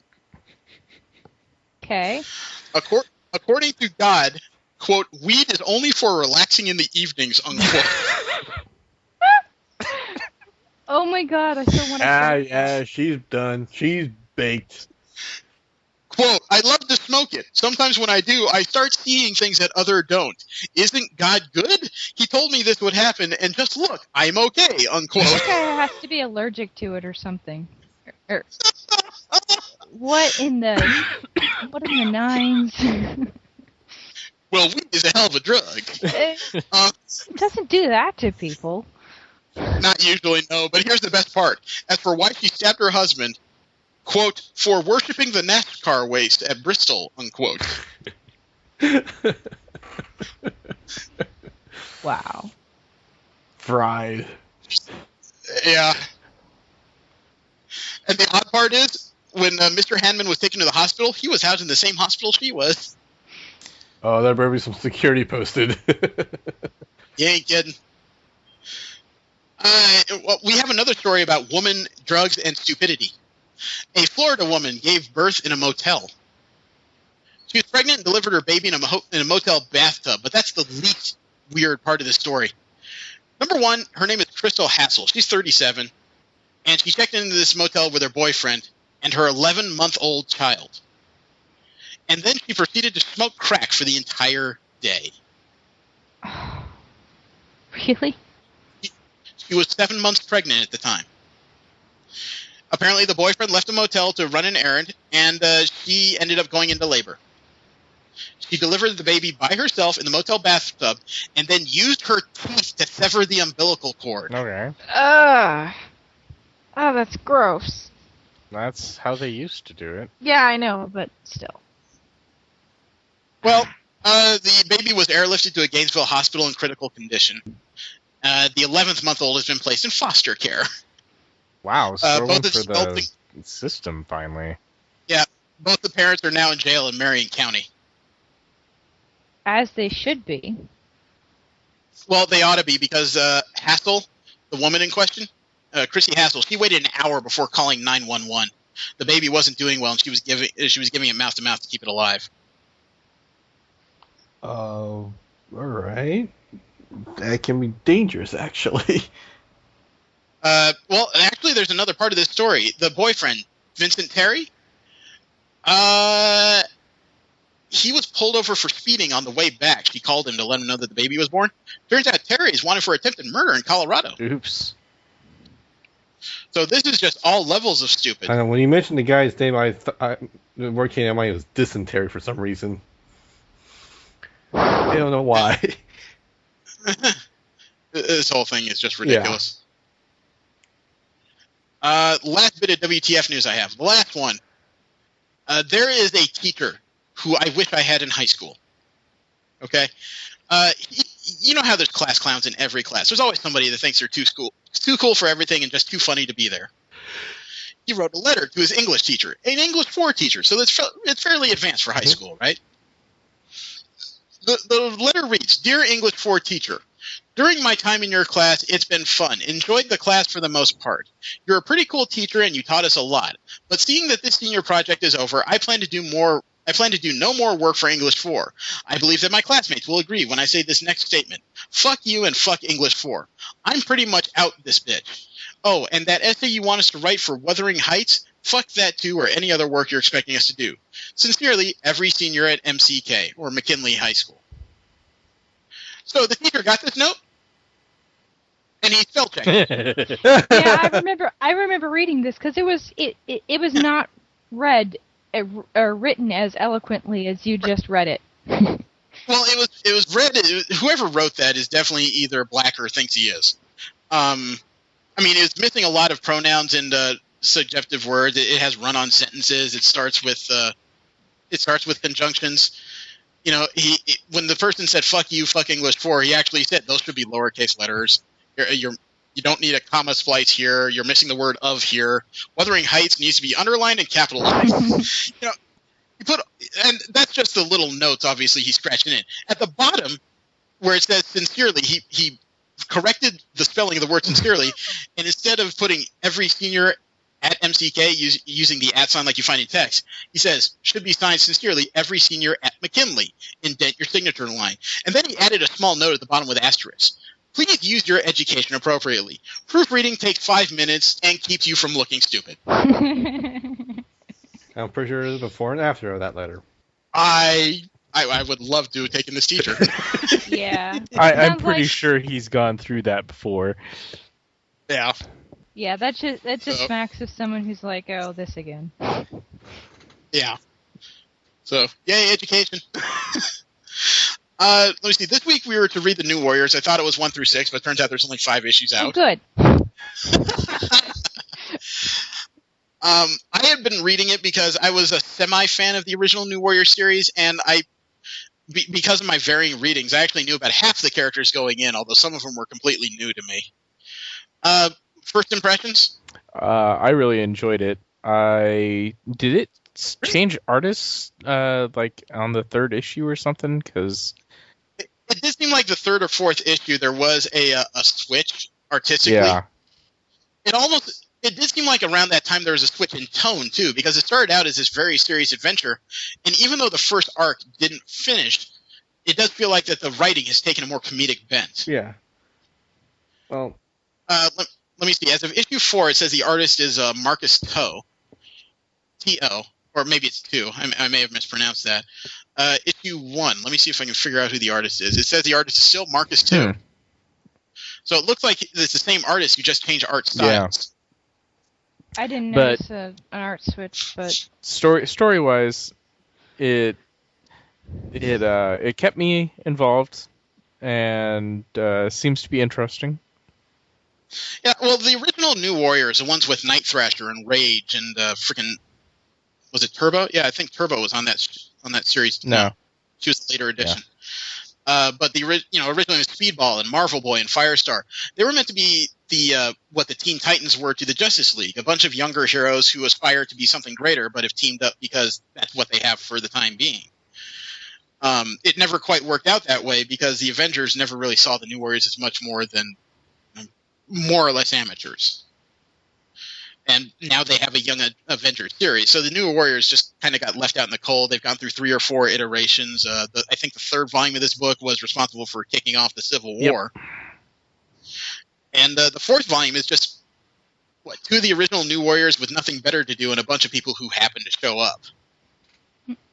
Yeah, honestly, if I had started off reading at the beginning, I probably would have put the book down between the first issue.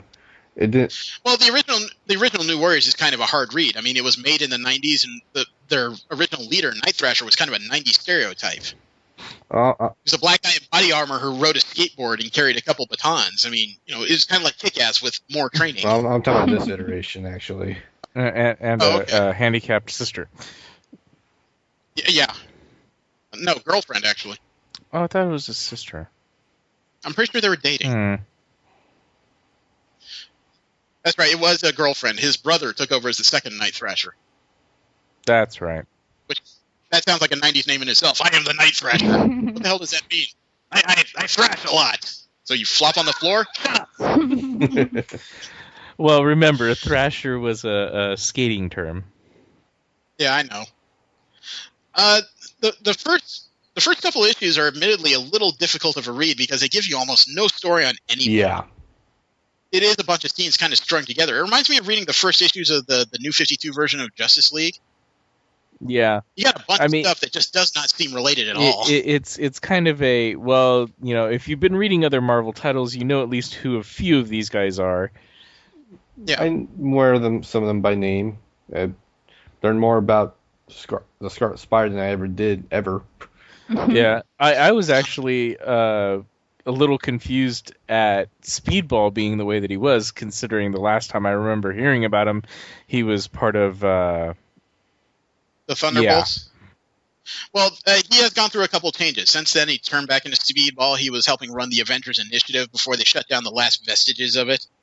So he's helping train kids. They figure if there's one guy who knows anything about crisis aversion, it would be Speedball. Yeah, since he's kind of, broken most of them. Yeah. The first issue was kind of this weird mishmash. It was a little hard to understand. I was following it. I got what was going on. I just felt very disinterested. Well, it wasn't one of those cases where nobody read English or anything. It was just one of those things where all these characters seem to have all these strange random events occurring all at once. And the only new character introduced in the whole thing was Fyra Namora, the Atlantean. Yes, Water Snake.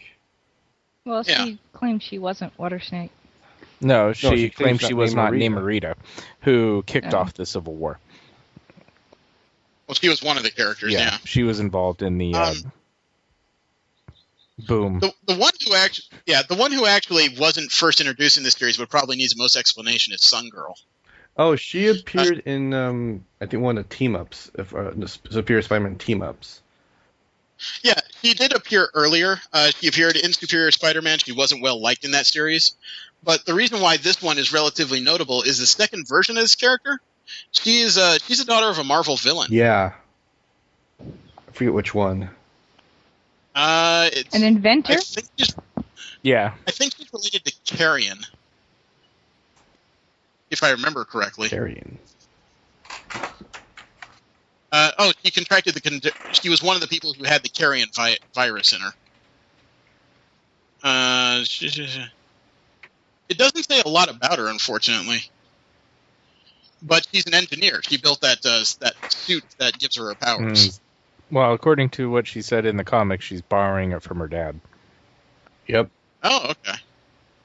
So her dad is some kind of villain. I know that Doc Ock mentioned at some point who is likely she stole that stuff from.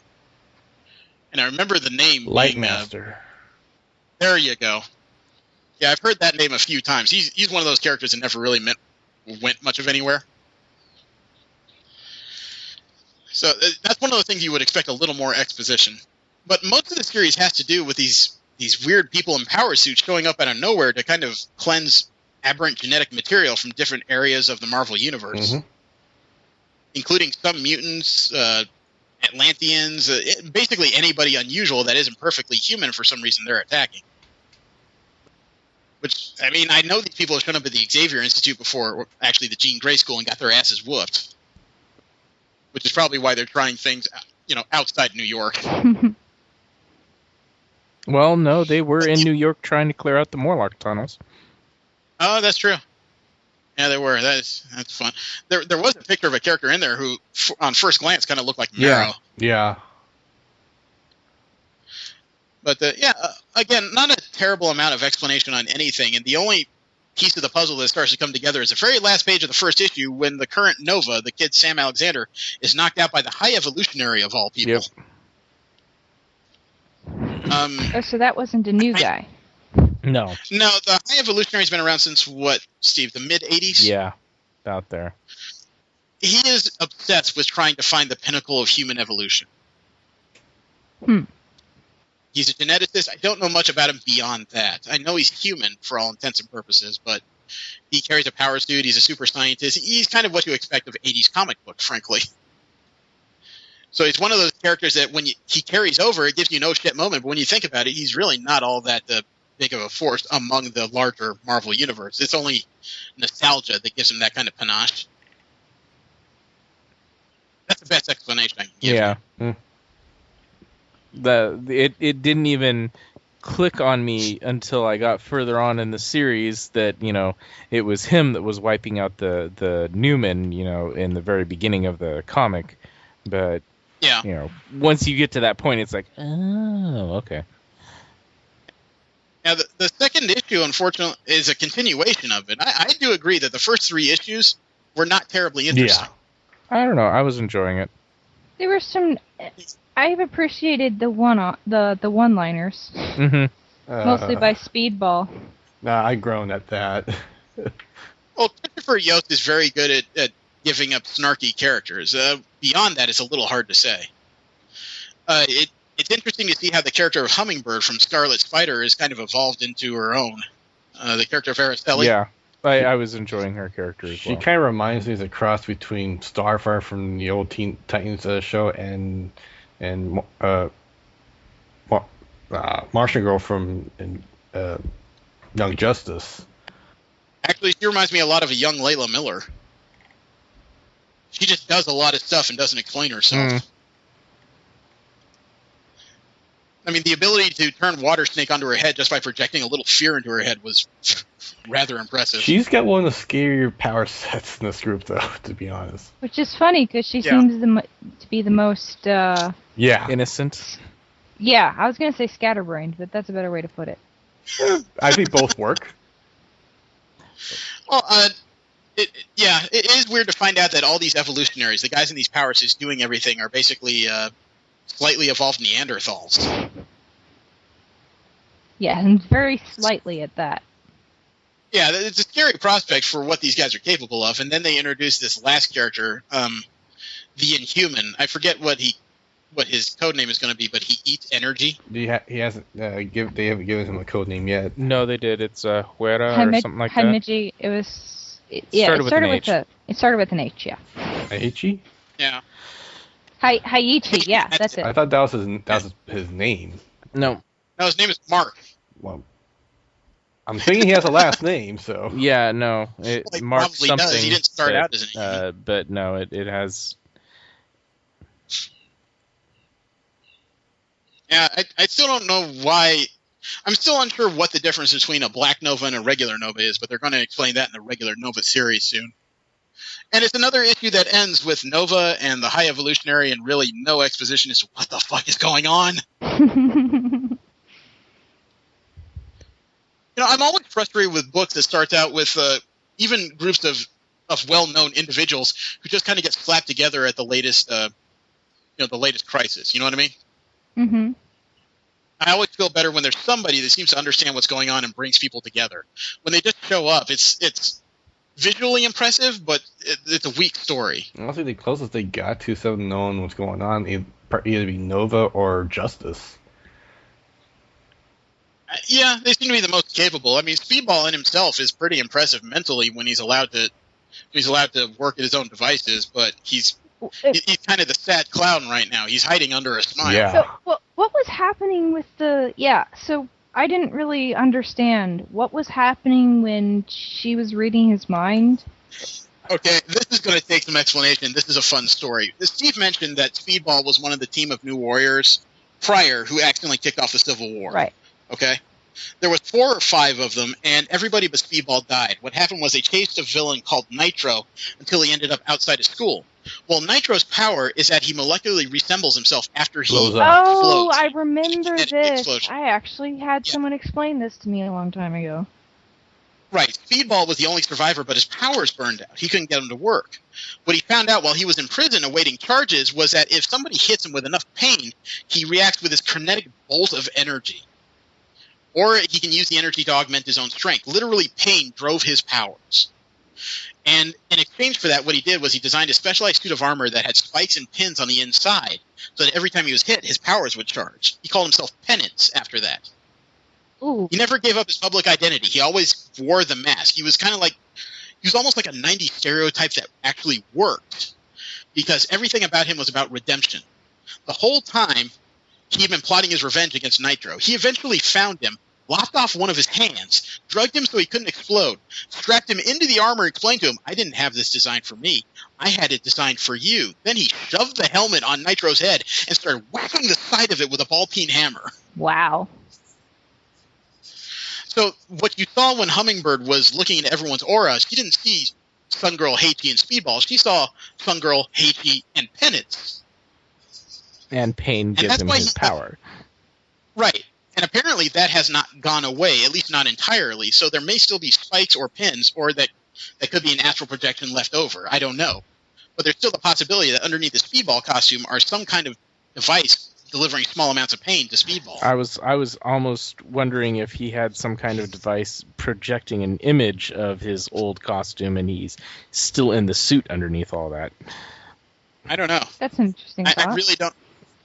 Out of the 5 issues I've read of this series so far, that was the moment that kind of, out of all of it, that made me sit up and go, holy shit. Yeah. I mean, the up until then, I really didn't like the character of Speedball. Then they showed that, I was like, oh, fuck, he's like, he's kind of broke right now. I was interested in him because I knew about that, Thunderball stint, and I was just like, okay, how did he get from that back to this? And his codename is Heichi, and his name is Mark Sim. So yes, he has last name. Okay. So, I mean, yeah, that was the biggest character moment of the series to me. But, it really wasn't until issue 4 that everything seemed to start coming together to a degree. Yeah, well, the team linked up.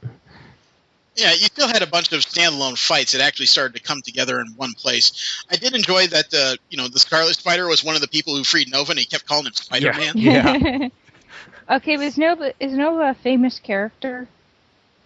Moniker is. I guess he's a legacy character. The first Nova character was Richard Rider. The Nova is kind of like Marvel's answer to the Green Lanterns. They're a galactic police force when they're working. The core itself has been destroyed, and there's maybe a few characters with actual Nova powers left in the universe. Gotcha. This one happens to be I think a 14-year-old kid who found his dad's old helmet. Mm-hmm. Actually, it was given to him by, I think, the Guardians, actually. Nope, he found it. Okay.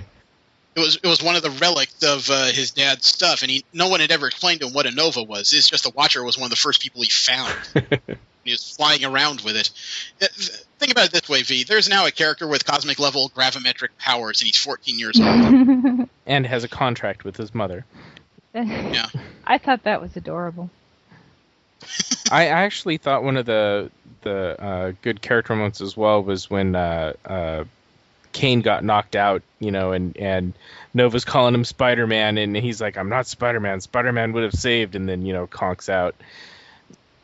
Kind of gives you a little glimpse into why Kane is a little bit less willing to put on the spider suit or be Spider-Man. Something V and a few people listening may not be aware of is that Kane is a genetic clone of Peter Parker.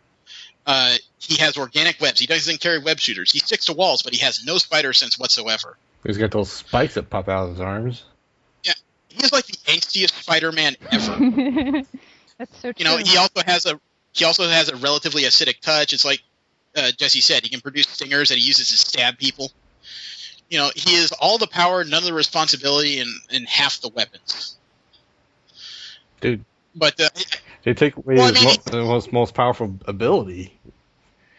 Well, he's always angry because he always sees himself as a watered-down version of Peter Parker, and he's gone past the point where he doesn't want to kill him anymore. He just wants a life. Unfortunately, there's some nagging voice in the back of his head that keeps telling him it's okay to put on the Scarlet Spider outfit and keep saving You mean people. besides Hummingbird? Yeah. Well, I mean, it's like when he and Hummingbird were about to get harangued by a bunch of evolutionaries. Some girl comes strafing across, shooting bolts over their heads, and Hummingbird just yells, "Did you see that? Yeah, a girl in a jetpack almost killed us." Yeah, that was funny. You know, and then they add Water Snake into this, who just seems to have a definite need to murder or something. Yeah, I'm not really sure what her deal is at the moment. She doesn't really remind me too much of what Namorita looked like, at least in the version of the New Warriors that I remember. But you know, suddenly Justice is absolutely convinced that she is Namorita. I'm like, okay. Well, here's the thing. Namorita in the comics, before she had her death scene, I won't say died because they always come back. Before she had her death scene, she had blue skin, white whirls, and her blonde hair had turned white. Her eyes had turned dark, like water snakes. Ah, okay. She looked like an Atlantean with a couple extra accoutrements. So the idea is that Water Snake apparently may have lighter skin, but I guess has a lot of the same facial and body features that Namorita did. So I don't know what Water Snake's story is. They alluded in issue 5 that she's got some kind of deep, dark secret that goes beyond looking for Namorita. Mm-hmm. Mm-hmm. Apparently she's having some kind of weird visions. I always thought they were memories, you know, something she doesn't want to remember. I got an idea that they were more visions since she saw, the entire team strung up, bleeding down onto a floor with a bunch of pentagrams underneath it. Yet she's just like met these guys. That kind of made it, made it seem more like a vision to me. Huh. Well, I mean, the midst of issue 3, we also saw Haiti transform into some kind of weird homunculus cross between a bull, a wolf, and a dinosaur, dragon, a bear, lizard, something. Yeah. He was basically a fire-spewing bull, and he started eating people. You just have to brush your teeth when you change back to normal. There really wasn't much of a rhyme or reason for whatever the hell it is he does. Yeah, well, I mean, there's still all that inhuman stuff going on, so... Well, at the end of the issue, the High Evolutionary makes his typical villain escape with a teleport system and tells him that the Celestials are coming to judge the Earth. I almost wonder if this has anything to do with what's been happening in Uncanny Avengers. Yeah, that's what I was wondering. So it's hard to tell because Uncanny Avengers is going to deal with some time travel. So I don't know if these are concurrent events or if these are different events. I really don't know. Yeah, well, I mean, considering the fact that apparently Justice has at least earned the Avengers' trust. I still remember when he was Marvel Boy and he shows up on the lawn and got taken out by their security system. Justice and Firestar joined the Avengers in the late 90s. Right, so they're card-carrying members, and Justice was an Avenger all the way through the end of the Avengers initiative. Right, so I just, they have a tie to the Avengers now at least, so, it makes sense that these two books could be somewhat intertwined. I do have some curiosity, though, that the Celestials, they come to Earth so often to judge it. Do you think one of them just says, we got to go back there again? I'm rather curious why no one's gone to investigate why one of them has already died, or how. That may have happened a long time ago, and I have no clue. For all I know, that could have been the another Uncanny Avengers thing when Thor killed that Celestial. Maybe that was him. No, not exactly. It was the same weapon used, and now it's using done by the Apocalypse Twins. Yeah. Still, could have been the same cat for all we know. Cosmic powers make time and space kind of very relative and easy things to break. Oh, fun. I'm just wondering what this creature that apparently the High Evolutionary has locked up in that mountain, What the hell is that? I don't know. This whole thing revolving around Wondergore Mountain and cleaning it out after the High Evolutionary left, I do not know. I know that the High Evolutionary spent a lot of time with his base up there, and people just left him alone because he wasn't doing anything to anybody, as far as I know. But apparently his modus operandi is severely changed. It's hard to explain beyond that, although issue 4 is where this series stops being so serious and starts getting kind of silly. I actually did. We're here to save you. Issue. I liked issue 5. I actually kind of enjoyed the smaller group of Water Snake, Justice, and the Scarlet Spider in Wondergore Mountain because they get attacked by anthropomorphized versions of Cat, and Justice can't keep a straight face because he keeps sneezing. I think he is allergic to pet dander. He's allergic to cats. So even though you can't see what's going on, he just keeps sneezing at random for little to no reason as far as anyone else is concerned. Mm-hmm. And I especially enjoyed that, this thing is bouncing around. They can't see it. And, Justice is trying to lead them, and he misses this thing 3 times with psychic bolts, and, Scarlet Spider just says, "So, you've got it? What the hell are you doing to help?" "What? You had it covered. I didn't want to get in the way of the leader of the New Warriors," and then he gets knocked down, and all he says is, "Formerly." Maybe a clone of Peter Parker, but still got the snark. Yeah. And let alone, this thing is now on top of Justice, getting ready to claw at him. The spider webs him, yanks him over, but this thing has the balance to bounce off a wall, get on his head, and all you see is, "Get it off! Get it off! Hang on! Hold on a sec! Are you kidding me?" Water. I liked the cat. Yeah. What was its name? Mittens? It eventually named itself Mr. Something. Mr. Whiskers, I think. Yes, Mr. Oh, that's Whiskers. right. His original name was Felinius. And he said, "You need to get new names." Yeah, Felinius and Caninus. And I especially like when they stop it. It's dripping. It's being held up by the Scarlet Spider. "My friend and I wish you no harm." "I do. I wish you harm. I'm going to eat your eyeballs while you sleep." "Oh, great. Just like a cat."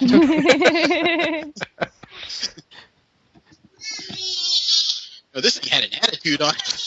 It's a cat. Yeah. And this was the 5th issue, and was it somebody's going to show him how to teleport the mountain, and was it... Where do you want to go? New York, Mexico. Disneyland. I know, the next thing you see is this mountain out in the Bay of New York, and all he says, "Did you just transport an entire mountain to New York City?" I did not know where Disneyland was. Yeah, that was a good ending note. Yeah. I'm reading this as it goes, and I was curious to get your guys' opinion on it, because in reading it, it didn't start off great. I would have rated it like a 4 out of 10. But the last couple of issues have at least kicked it up to a 7. It's at least just something I can regularly read now. Yeah. It just wouldn't be top of my list. I was enjoying it from the first issue. Back. Yeah. It's a good addition to Marvel, because it's something that Marvel does very well, is bringing in books with different flavors to try and satiate the needs of different readers. Yeah. And this book has it has enough quality, I think, to be a great new read, even though half of it is characters that have already existed in the universe somewhere. V, what did you think of this? I like the dialogue. I found the art kind of confusing. I don't know if it's just because I didn't know the characters, but yeah, like the first couple of issues were just so kind of confusing. I actually had to leave the first issue up so I could refer back to being like, "Who's this person again?" Yeah, I could see that. And the 5th issue, it does seem like the art took a definitive shift, because that's when somebody... it was the 5th issue where new artist took over, Nick Roach, which is where it got more scratchy and a little more oblong characters. Mm-hmm. So we did have a shift. Just first 4 were consistent, then we had another one. I don't know. I noticed it at the 3rd one. I think he was trying out a different style when, comedic scenes were done one way, the more serious was done another way, and yeah, it threw me. Well, it was definitely the same artist through the first 4. Yeah. So I don't quite know why the 5th issue, except for the fact of how detailed comics have gotten. They often will employ 2 artists in a series, just one to do like every 4th, 5th issue to keep things rolling along. So, yeah, I don't know if I could recommend this to anybody, because you would need a stronger than average knowledge of comic books to follow along these guys. At least it's entertaining, like dialogue-wise. Yeah. Yes. That's true. It's one of those things that has the ability to draw in new readers and make them ask questions. I just don't know if I'd say it's a slam dunk in that respect. As far as new readers, I'd be more likely to show them like the Uncanny Avengers or something of that nature. Yeah, it depends on what you like. This appeals to my sense of humor and sense of fun. Yeah, So yeah, definitely. Yeah, it's decent. I mean, the one thing I did read last week that made me kind of excited. Did anybody read All New X-Men 28? No. Not yet. Oh shit, that's getting good. We got more backstory as to Xavier. It turns out that the Xavier that runs the Brotherhood, he literally runs the Brotherhood. With the exception of Reyes, it appears he's using his powers to quasi-hypnotize the rest of them into following along. Oh. Hey. So that explains why you have characters like Beast and Deadpool and, what's her name, Molly, following along a character they're not very likely to follow given normal story devices. Yeah, it did kind of make me go, why the hell is Molly on the... Yeah, so that it explained a lot. Plus, he's assaulting the all-new X-Men for some reason. He wants the kids they're hanging out with, that the Uncannies are taking care of dead, and he still wants to... He wants to change the future so that his father is alive. Or he wants to change the past, I'm sorry. Basically, they're using Beast and his knowledge of time travel to send them back in time, and every time they fail, they just send notes to themselves at a prior point, so they try again with more information. So to them, every try is the first try. That makes it's just they have more information to go in with, so they come up with more elaborate plans further down the line. They're trying to be careful to enact a plan that will not just see Xavier alive, but won't wipe out their own timelines. But it's interesting to get that far, but the reason why this issue kind of marked something special, you remember how X-23 was nearly taken out by Reyes? Mm-hmm. At the beginning of the issue, she healed up, sniffed around, and started running through the snow. At the end of the issue, the whole issue was spent in a psychic backlash. Xavier was using the Cuckoos and their powers to jack up the whole place. He was messing with Jean Grey in the astral plane and really starting to take over her mind as well, because if he gets her, it's game over, obviously. Towards the end of the issue, he was kind of shocked because she was using that power that no one had ever seen Jean Grey use before. You remember that one where she funnels her telepathy through her telekinesis and kind of creates waves with it? No. They debuted it during the Guardians of the Galaxy crossover. She's developed a new power that the mainstream Jean Grey never had before. I haven't gotten that far yet into this series, actually. Okay, We haven't. Okay, well, she was starting to use it, and Xavier was just shocked. He didn't know how she was doing it, and she basically said that you're going to be defeated, and I'm not going to do it. And then you see the final panel where, Xavier's standing in their base, fingers at the temple, trying to understand what she's doing, and there's that silent figure dropping in overhead with claws extended. So X-23 apparently made it back to the base and is about to give him a lobotomy. What are you scratching? Scratching. Okay, keep the microphone away from your balls, please. V, are you okay back there? Hello? Sorry, was muted. Just not for very long. I always get worried when I hear silence. I never know what's going on. Like, for all I know, Steve could be asleep right now. No. Not this time. I like how you just responded to that matter-of-factly. Yeah, I know. He can literally make that response in his sleep. I got an idea for next week. True. I think it's about time, now that everything is well said and done, that we go through the Agents of S.H.I.E.L.D. series. Okay. Again? Okay. I finished it. I finished it. That's why we haven't gone through it, Slowpoke. I know. But I do think it's about time we go through at least the second half of the series, because that's when it definitely became a dynamic series. Yeah. Mm-hmm. So there's a lot of people who haven't given it a try, and maybe, who knows, a good conversation may be enough for people to go back and check it out. And maybe the second season will get more funding because ratings will go up. And then we can say we saved the show. Yay! All our own. I think it's about time we actually sat down and talked it out. It's well past the time where anybody should have to worry about people yelling spoilers, Yeah. right? No. But we'll do it anyway. You are such an unhelpful dick today. Hey, I know people, and I know people will still scream spoilers. Yeah. Well, let's see. What is next weekend? Next weekend is the 23rd, 24th? Yeah, something like that. Great. Second. Okay. Well, that means that the next weekend you guys are going to have time to yourself because, as you recall, I have to go to a convention and we're going to record some podcasts on site with Anthony and the crew during the Anime Expo. Cool. Have fun. Enjoy the heat. So you get. Oh well, fuck you! You get to do the same thing in 7 weeks. Yeah, but you get to do it twice. You think I don't like mobile podcasting? It's fun. Absolutely entertaining. You know, you can say you don't like it. I saw the smile on your face in Anime Los Angeles. You know, but then again, you get to come and do it with me in like 80% humidity. So fuck you again. Yeah, San Diego's still somewhat cool though. Depends. Usually it is ball sweating hot, especially when you cram it with as many people are going to be in a confined space with, ocean air and bright like 80-degree sun. Yeah. You know, so what it lacks in heat, it makes up for in BO. Oh, fun. And you guys are going to go to a gaming convention, which is just going to be an example of different olfactory smells all over the place. So I still have to buy my badge for GamersCon, but I need Anime Expo to finish up, so I'm sure what I got. Yep. I finally got my ticket, but my car just took a dump, so now I gotta try and get that working. Oh, joy. Yep, transmission. One thing. Ooh, that's usually a good 1,000, isn't it? I don't even know. It's an older Mercedes, so yeah. I see. Well, it was one of the things where I almost wish I had the caliber. I'd sell it to you. But that's about it for now. I invite you guys to roll with us again next week. Next week will be all about Agent Coulson and the Agents of S.H.I.E.L.D. Thank you very much. Have a great weekend. I am Jeremy. Steve? Jesse? And V. Always remember to water your garden. I have no idea what the fuck that was about. Dude, random today. Maybe I should have said always remember to water your piranha plants.